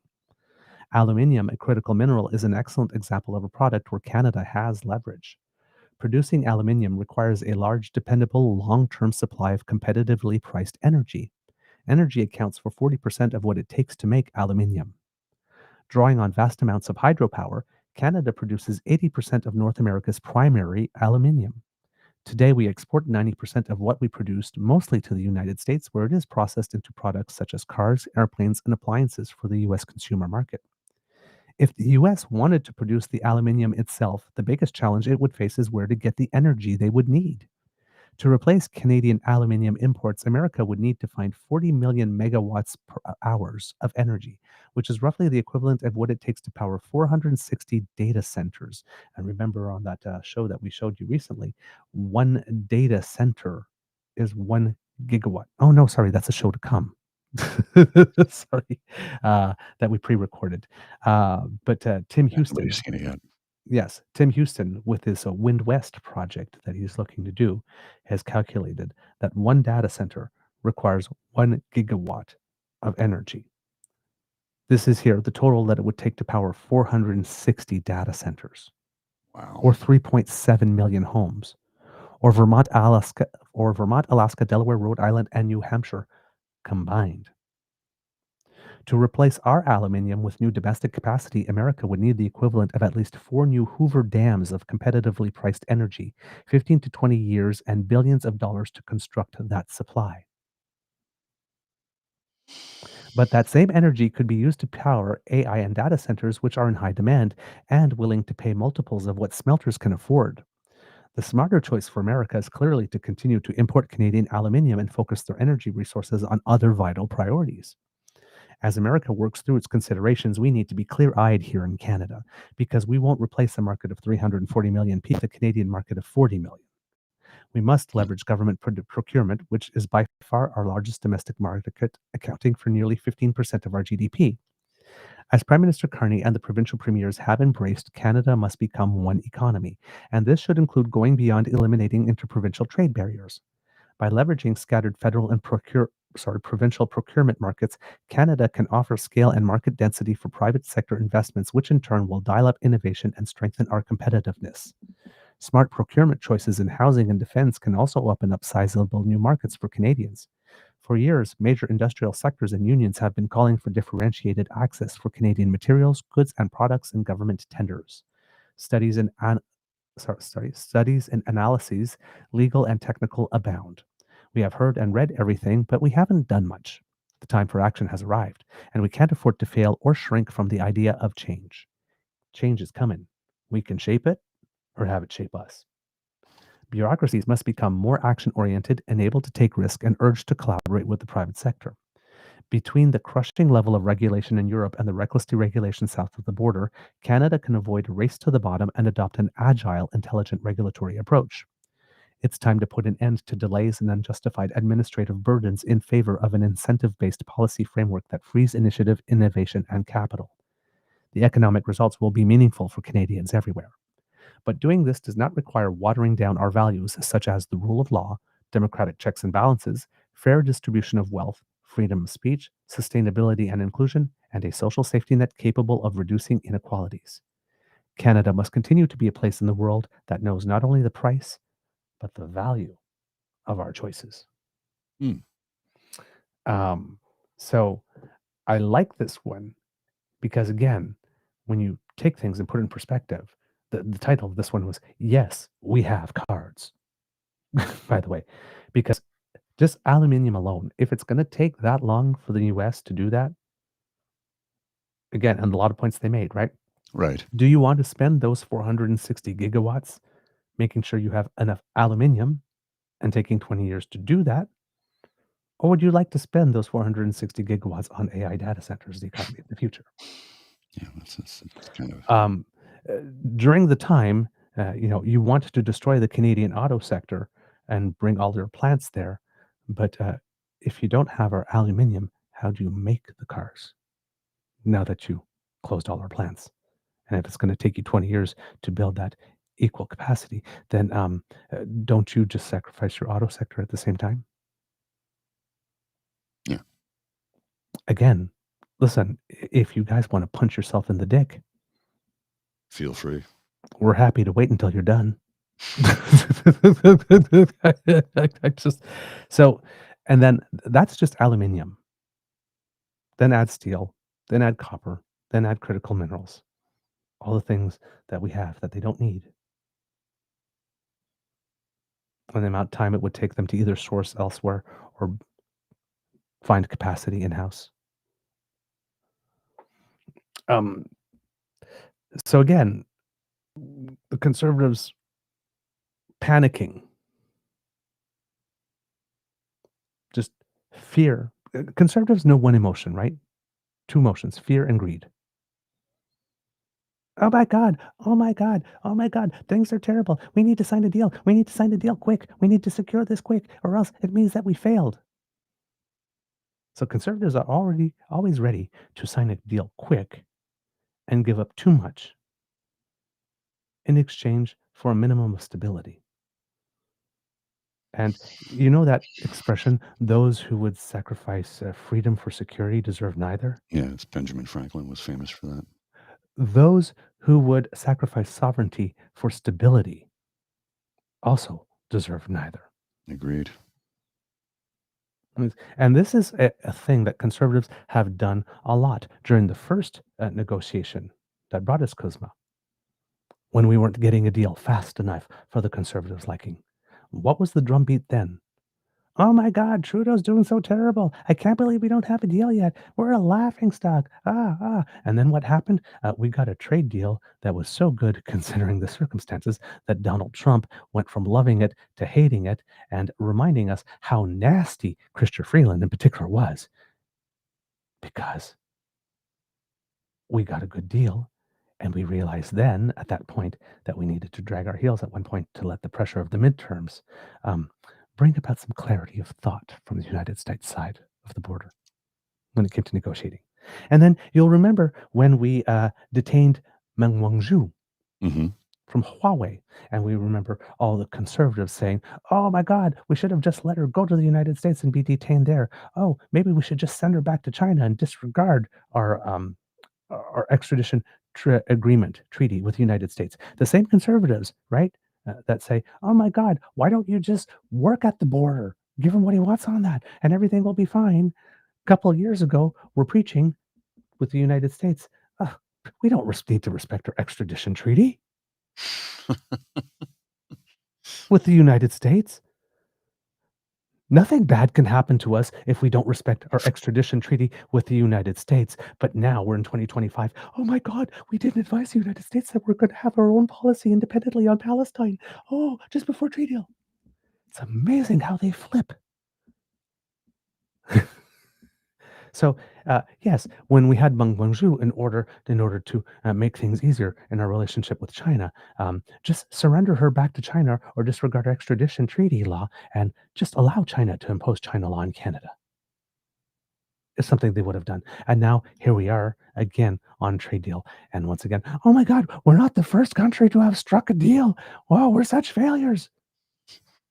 Elbows down, chortle, chortle, ha ha, elbows down. This is not a serious party. This is a party that would not pass the marshmallow test. Oh, God, no. Secure a deal quick. Doesn't matter what it costs us. They're still talking to us as if they believe there exists a reality in which Donald Trump is a rational actor who actually respects deals. You maybe make a deal and sign a deal fast if you have an ironclad guarantee that whatever you agree to will be respected. But we don't have that. And even then, you don't do that. You don't take the first deal offered. It's just dumb. Conservatives, supposedly great with the economy.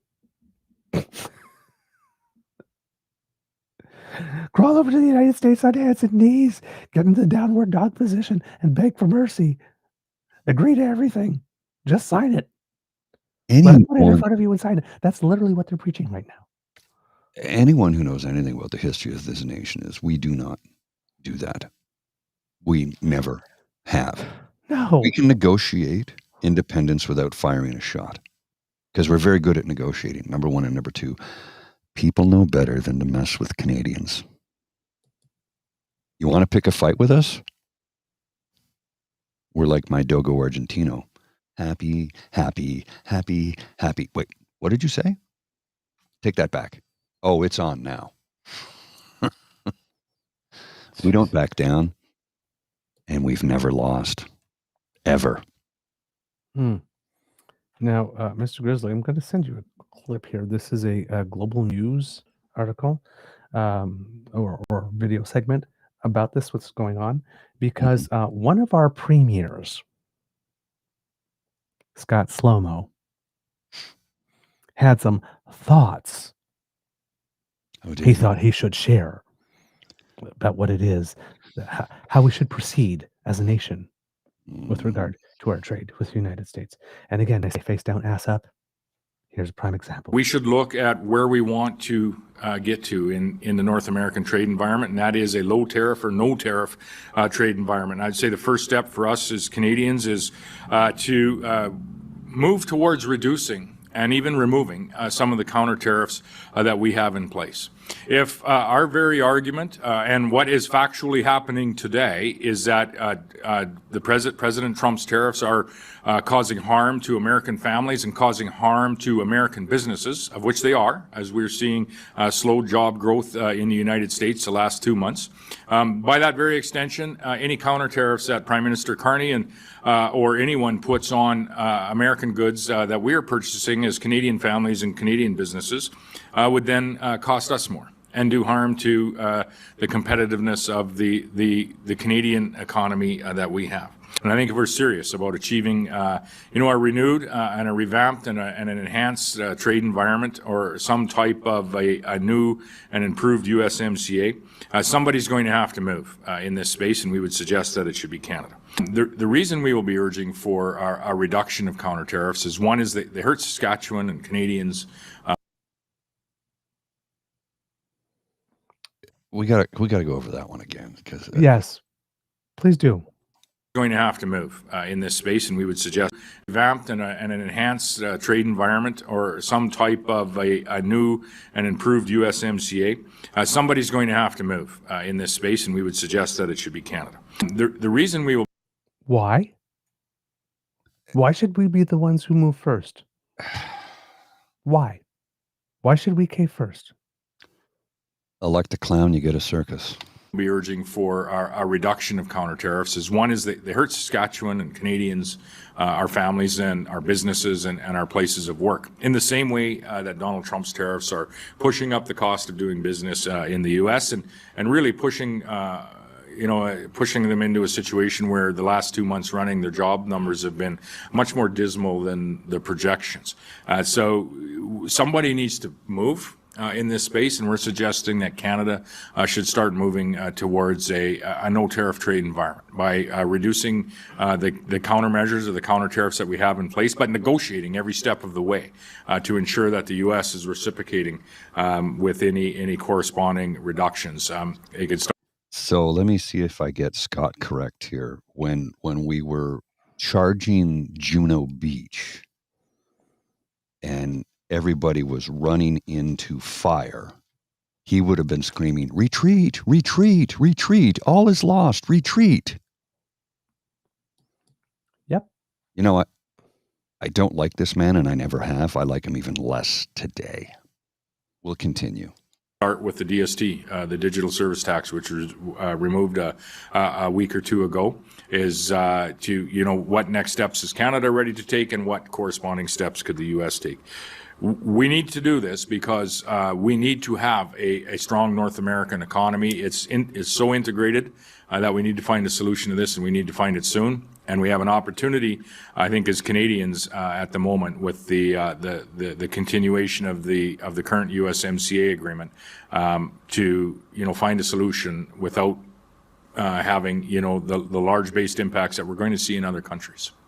But we cannot underestimate or in any way undervalue the impact of having the USMCA agreement continuing to be in place. That covers about 95% of Saskatchewan's exports to the United States of America, and most certainly are going to allow us to continue to provide the exports that we provide, that we build and produce in Saskatchewan to our American neighbors.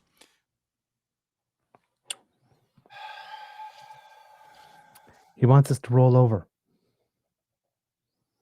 And he was the first to roll. He was among the first to roll over. Remember, the Saskatchewan is selling U.S. booze and has removed all the restrictions to dealing with the United States in terms of access to public contracts and all that kind of stuff and bidding and procurement. Mm-hmm. They've gone belly down a few weeks ago. And he's out there saying the entire country should do that. That's the way forward. Let's just make more concessions and see, because Trump said fentanyl. So we worked on the border. Yeah. It didn't matter. Yeah. Right. Then Trump said, "Oh, the digital services taxes." Okay, we rescinded it. It doesn't seem It's to always going matter. to be one more thing with him. Then So Trump said, you can't. Trump said August 1st, we'll have a deal. So we worked towards that. It didn't matter. Scott Moe is still sitting there at a podium, at a table with a microphone saying, maybe if we just give up something else, this time it will matter. Mo, just stop. Just stop. You are actively trying to harm us, and we don't like it. I don't like it. I can't with this guy. I know. I can't. Oh my God. He was Captain Canada for all of what, 30 seconds? Right? Same with Doug Ford, though. Doug continues to cosplay as Captain Canada, but come on, you just handed a $140 million contract to a U.S.-based construction company. So it's... Listen, while Doug Ford was playing Captain Canada, we kept on pointing it out on the show. He kept on going around the United States with this Little Fortress AmCan pamphlet. Mm-hmm. Saying that the solution was to snuggle closer into the arms of the guy who wants to twist our neck. Yeah. We know what side of the ledger Doug Ford sits on. For all his cosplaying and cosplaying as Captain Canada, Ford is pro-Trump. Mm-hmm. Even for all his pretenses and all his big act and whatnot. Now it's good that he's cooperating with Team Canada doing the bad cop thing because it is needed. But he's still going behind our back and signing deals and looking to do business. He's still trying to get invited to the Trump Thanksgiving dinner. Yeah. He said he was a big-time Republican and a big-time Trump supporter. You still support him now, Doug? Oh, my God. Doug can turn a profit off of something. He'll support him. Exactly. bit I got for you here with regard to this, Kits and Cubs, is probably something you've heard about by now. But it seems that, thankfully, former Prime Minister Stephen Harper had engaged in some type of a not panel discussion, but was the keynote guest at an Yes. event in Saskatchewan at which many Americans were in attendance. And if you've seen the news articles, the big news item that came out of that was that Prime Minister Carney had called him to ask for his advice. Listening to this, and throughout it, he has thrown shade left, right, and center at the United States. Throws a little shade Trudeau's way as well. That one's a little more good-natured. But the clip I want to show, I've isolated for today, and we might come back to this in this talk of his in future episodes with a little more. But for the specific purposes of today, since we're talking about the Canada-U.S. relationship here, here's some of his thoughts with regard to trade currently with the United States. One of the things that's been interesting is that in May, for the 4 consecutive months, trade with the U.S. has actually gone down from Canada, including that month. It went up 5.7% to other parts of the world. So I wanted to get your perspective on what's the longer-term view in terms of trade from Canada, and then also what would you want to tell our American colleagues here? Yeah, look, really good question. You have to be careful about interpreting too much from month-to-month data because there's a lot of noise, a lot of natural fluctuation in that. I think we all are aware, certainly anybody in the airline hospitality business is aware of the decline in Canadian vacation travel to the United States. It's been very dramatic. Look, I'm just gonna put it in this context, just so everyone understands. I think it's fair to say, probably the most pro-American Prime Minister, Canadian. Yeah. In history. And I tell people that if a year ago the government had asked me, President Trump's coming in, he's talking about, big challenges on trade, USMCA, tariffs, what would you advise? I would have said a year ago, this is a real opportunity for Canada to really deepen its economic and security partnership with the United States. However, when this government did actually ask me a few weeks ago my advice was the opposite.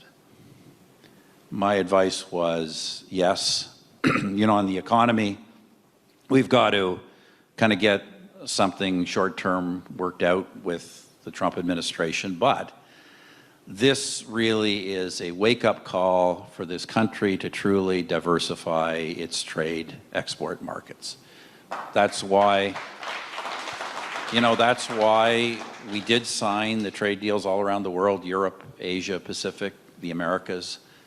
And Canada has been, to be blunt, this is nothing against the U.S. The reality is independent of the current disputes. Canada has been, to use business term, and I'm in the investment business now, we have been grossly overweight the United States as a country. And there is no reason for that. Just because we have that geographic proximity does not justify the degree of dependence that we have on a single market, which is sometimes disadvantageous. And the other thing, in terms of security, my advice to the government is, yes, absolutely, spend more on defense. We should have been doing it all along. But while we spend a lot more in defense, while the border is a shared responsibility, let's make sure we spend a lot more on defense so that we can be independently responsible for our own land, seas, and skies, independent of the United States. I'm going to stop him right there. I find that interesting for him saying that, since he cut deeper than anybody had in decades. And he really, really, really, really, really, really, really wanted us to go into Iraq. Yeah, he did. And he cut the military spending left, right, and center. He cut Veterans Affairs. He cut. And now he's saying, you know, after the fact, hindsight being 2020 vision, we need to spend more. And look, I loathe to agree with him, but I have to agree with him because he's right on this one. Well, he's surprising us by being right on this Yes. one because this alleged trained economist was wrong about pretty much everything when he was prime minister. Well, and he said a year ago I would have said deepen our trade, but today I'm like, no. Okay. The head of the IDU is cutting bait on Trump, That should be telling. while Pierre is still Yeah. not able to give a full-throated denunciation.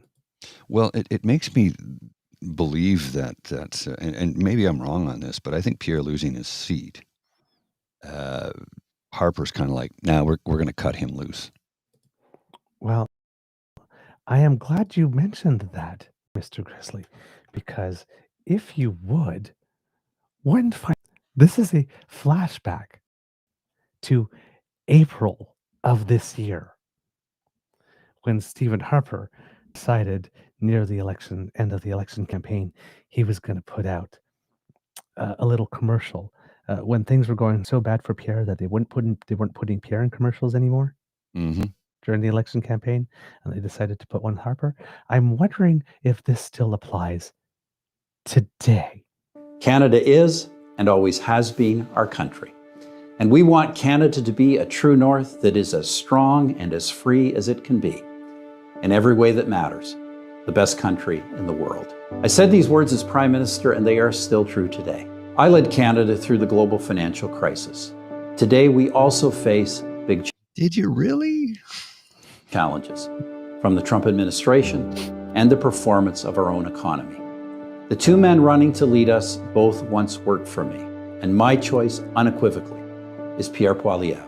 Only Pierre is putting forward an actual plan to make life affordable, make our streets safer, and put us in a strong position in dealing with the U.S. Only Pierre will bring change. Please join with me in voting Conservative. Yeah. So a year ago, you would have said, yes, what a great opportunity with the United States. But now you say, maybe not. A couple of months ago, you said you would choose Pierre. But you're bragging about being called by the current government to give them advice. And the advice that you're giving them is what they were doing anyway. Interesting. Would you still pick Pierre, Steve? I think he's cutting bait and running. Oh, Honestly, that did not age well. Honestly, I think he's done with Pierre. Pierre lost his seat, is defeated, and now he's trying to parachute into Battle River Crowfoot, and it's not sitting well with a lot of the people in that riding. And Harper sees the writing on the wall, and he's like, "No, I'm out. I'm done. No, I'm going to support the current government because they're doing what's right." And they asked me for my advice, and I gave them the advice. And the advice is continue to do what you're doing because I think it's the right thing. Like,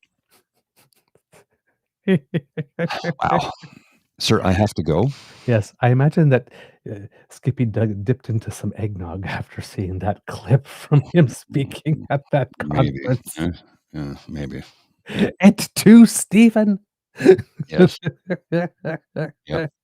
Well, he's not going to back a loser. My God, I love this. Yeah, I do got to go, though. I Yes. have to take care of something. Can you give us some words of wisdom before you go, Mr. Wesley?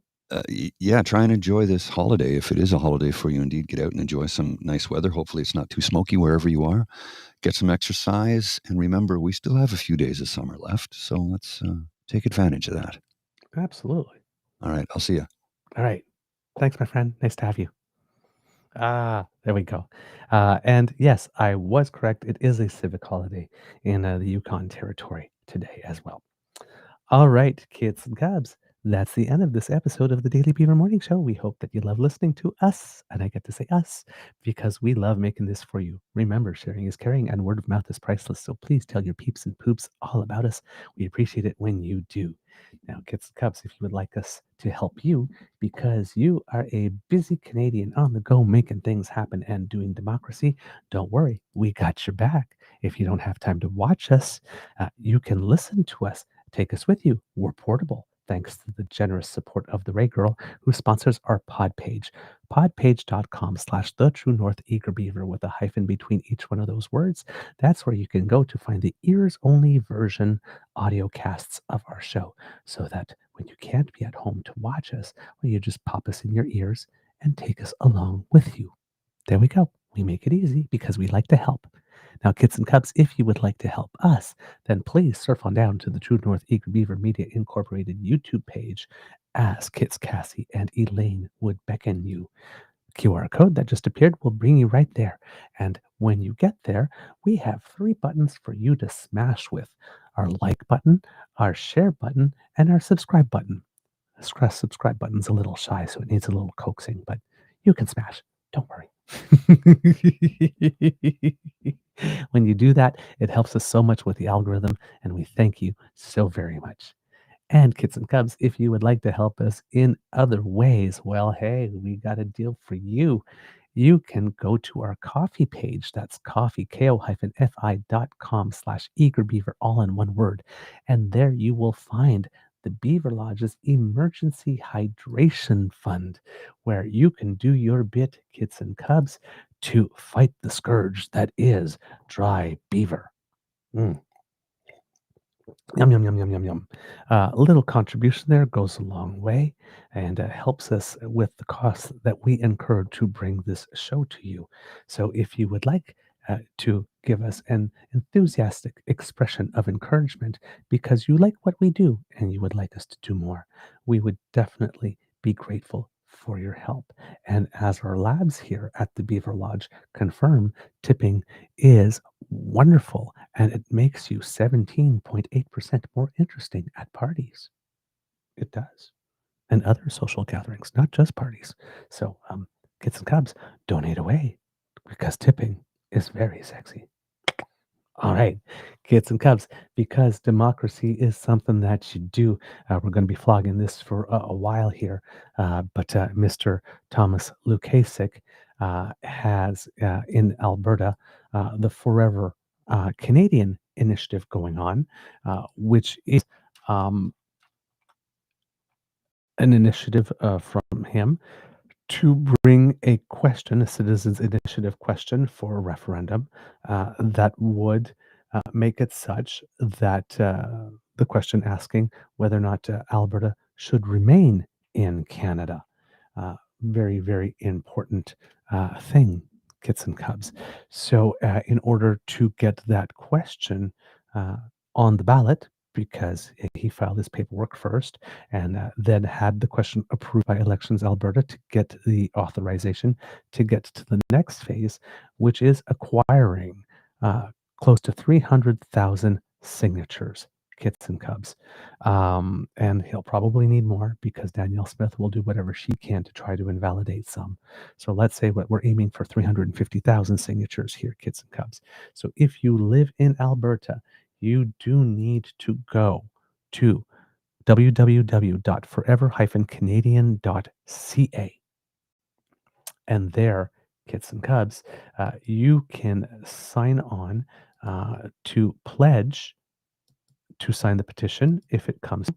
You can also sign to donate to Forever Canadian if you want to help it, to register to help as a volunteer, and specifically to be a canvasser if that's something that would interest you, because they will need in acquiring signatures.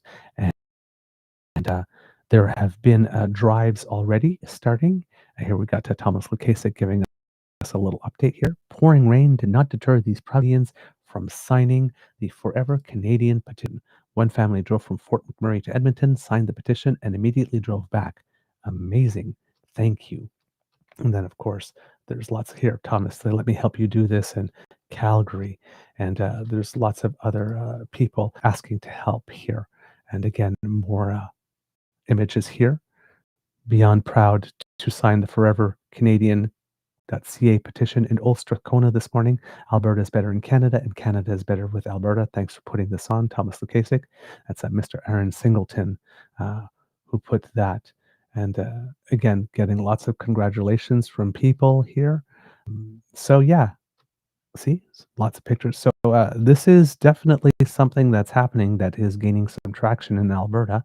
And here again, he says, Forever Canadian has already scored a big win. This initiative has united Albertans of all political stripes. Our campaign team is made up of political and community leaders who campaigned against each other in the past. We're talking and learning from each other. So there we go. And again, everyday Canadians are also sharing this information. So yes, Forever Canadian is out there looking for some help. And if you want Alberta to remain in Canada and you are a proud Albertan, but also a very proud Canadian, your help is needed here. Because as we say on the show, democracy is something that you do. So this is a perfect opportunity to get to put some to get your body in the game here and get on the field and canvas for some signatures. Even if you're only able to collect 15 or 20 in your closest circle, every signature counts. So please help. If you can help, please do. Right? We already had Mr. Grizzly's words of wisdom.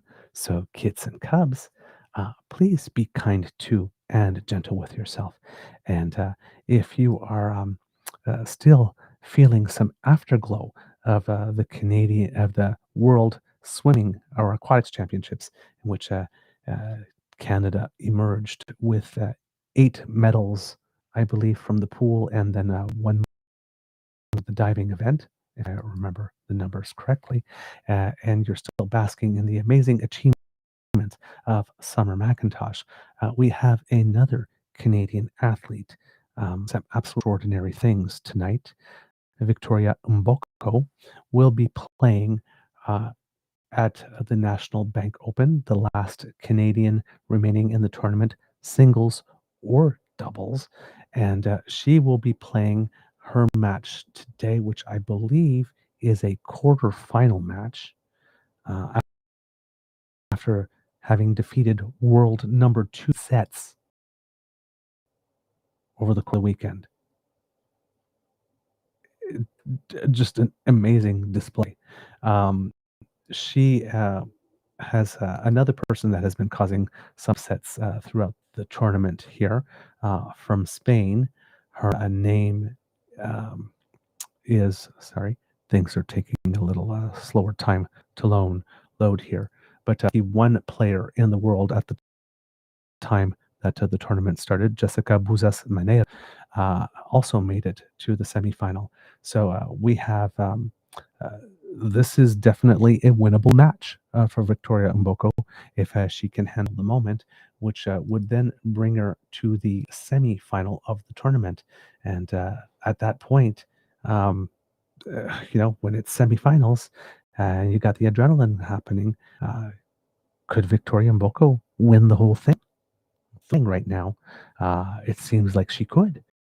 So if you want to watch another Canadian who is making us proud on the international stage, tune in. It says here that the match should start at around 7:30 Eastern time tonight. Of course, there's another match, the other quarterfinal scheduled for this evening before it. So if that match goes a little long, the start time will be a little delayed. But at the earliest, 7:30 p.m., turn on your TV and cheer on a Canadian who is doing this really, really proud, and check out one of Canada's latest sports phenomenon. Now that summer is definitely enjoying some well-deserved rest after mining for gold for 8 days, pretty much nonstop. All right, that's all I've got for today, kids and cubs. So can you please give me a little hint? And on the count of 3, say, Mr. Beaver, please cue the cock. On 1, 2, 3. Oh, yes. That is wonderful. Okay, let me help you. Yeah. You are listening to a True North Eager Beaver Media Incorporated podcast.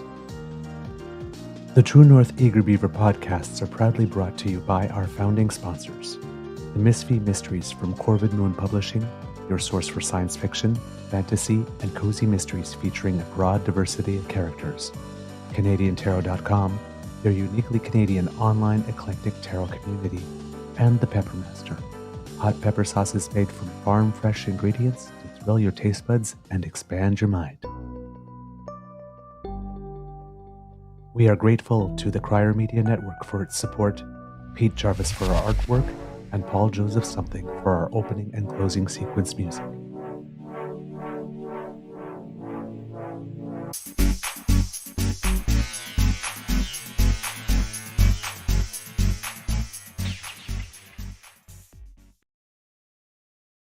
All right, good. Before we go, just very briefly, a little shout out to some of our athletes that don't get a lot of attention, but Canada's male field hockey team was playing at the Pan American Cup over the past little while and had a pretty capturing, if I am not mistaken, the bronze medal at the event, defeating Chile in that match in order to take third place. Argentina finished first, the USA second, and then Canada. So a good result for our men's field hockey team. Sorry, here at the Pan American Cup for the men. And for the women, also a good performance. No medal for Canada for the women, but still a fifth place finish, defeating Mexico 2-0 for that placement. And so some good results. Again, field hockey doesn't get a lot of attention here in Canada. It seems that if we're playing hockey, but we're not on ice and skating, we're skilled for some reason when we have to run at the sport. But these were very good results, and they get very little attention. So we figured that we would give them a bit of a shout out. All right, kids and cubs, I'm done for the day. Stay with us. Stay with us. Come back and visit us tomorrow, where unfortunately we will not have Mr. Grizzly because he'll be back to the grind. But over the course of this week, later on, I believe on Wednesday morning, we will have a guest with us, Emma Sachs, who is a swimming official. So we'll be able to go over the World Aquatics Championships and celebrate a little bit with someone who knows a bit about the sport. And we'll have an episode on Friday because yours truly is taking a couple of days off and going on a little vacation. So we have pre-recorded some material. And for the show that we have for Friday for you, we have Mr. Grizzly with us because we did it on the weekend. So you'll get to see him again. And next Monday, we will have an interview with Sarah Spanier, who is another independent candidate in Battle River Crowfoot. We had a chance to talk with her this weekend, and therefore you will have some Grizzly the following Monday as well. And we are still working on a date to get Bonnie Critchley back. We're hoping to be able to record something on Friday that we'll be able to show you next Tuesday if everything goes well. But as you know, it's the final days of the campaign, final stretch, and time is at a premium. So they're trying to fit us in where they can. But hopefully we'll be able to have that and bring that to you because we've always wanted to bring you a second interview with her before the voting day. So that's all I got for you today, right now, kids and cubs. Everybody have a wonderful day. Amour et bisous. And see you tomorrow.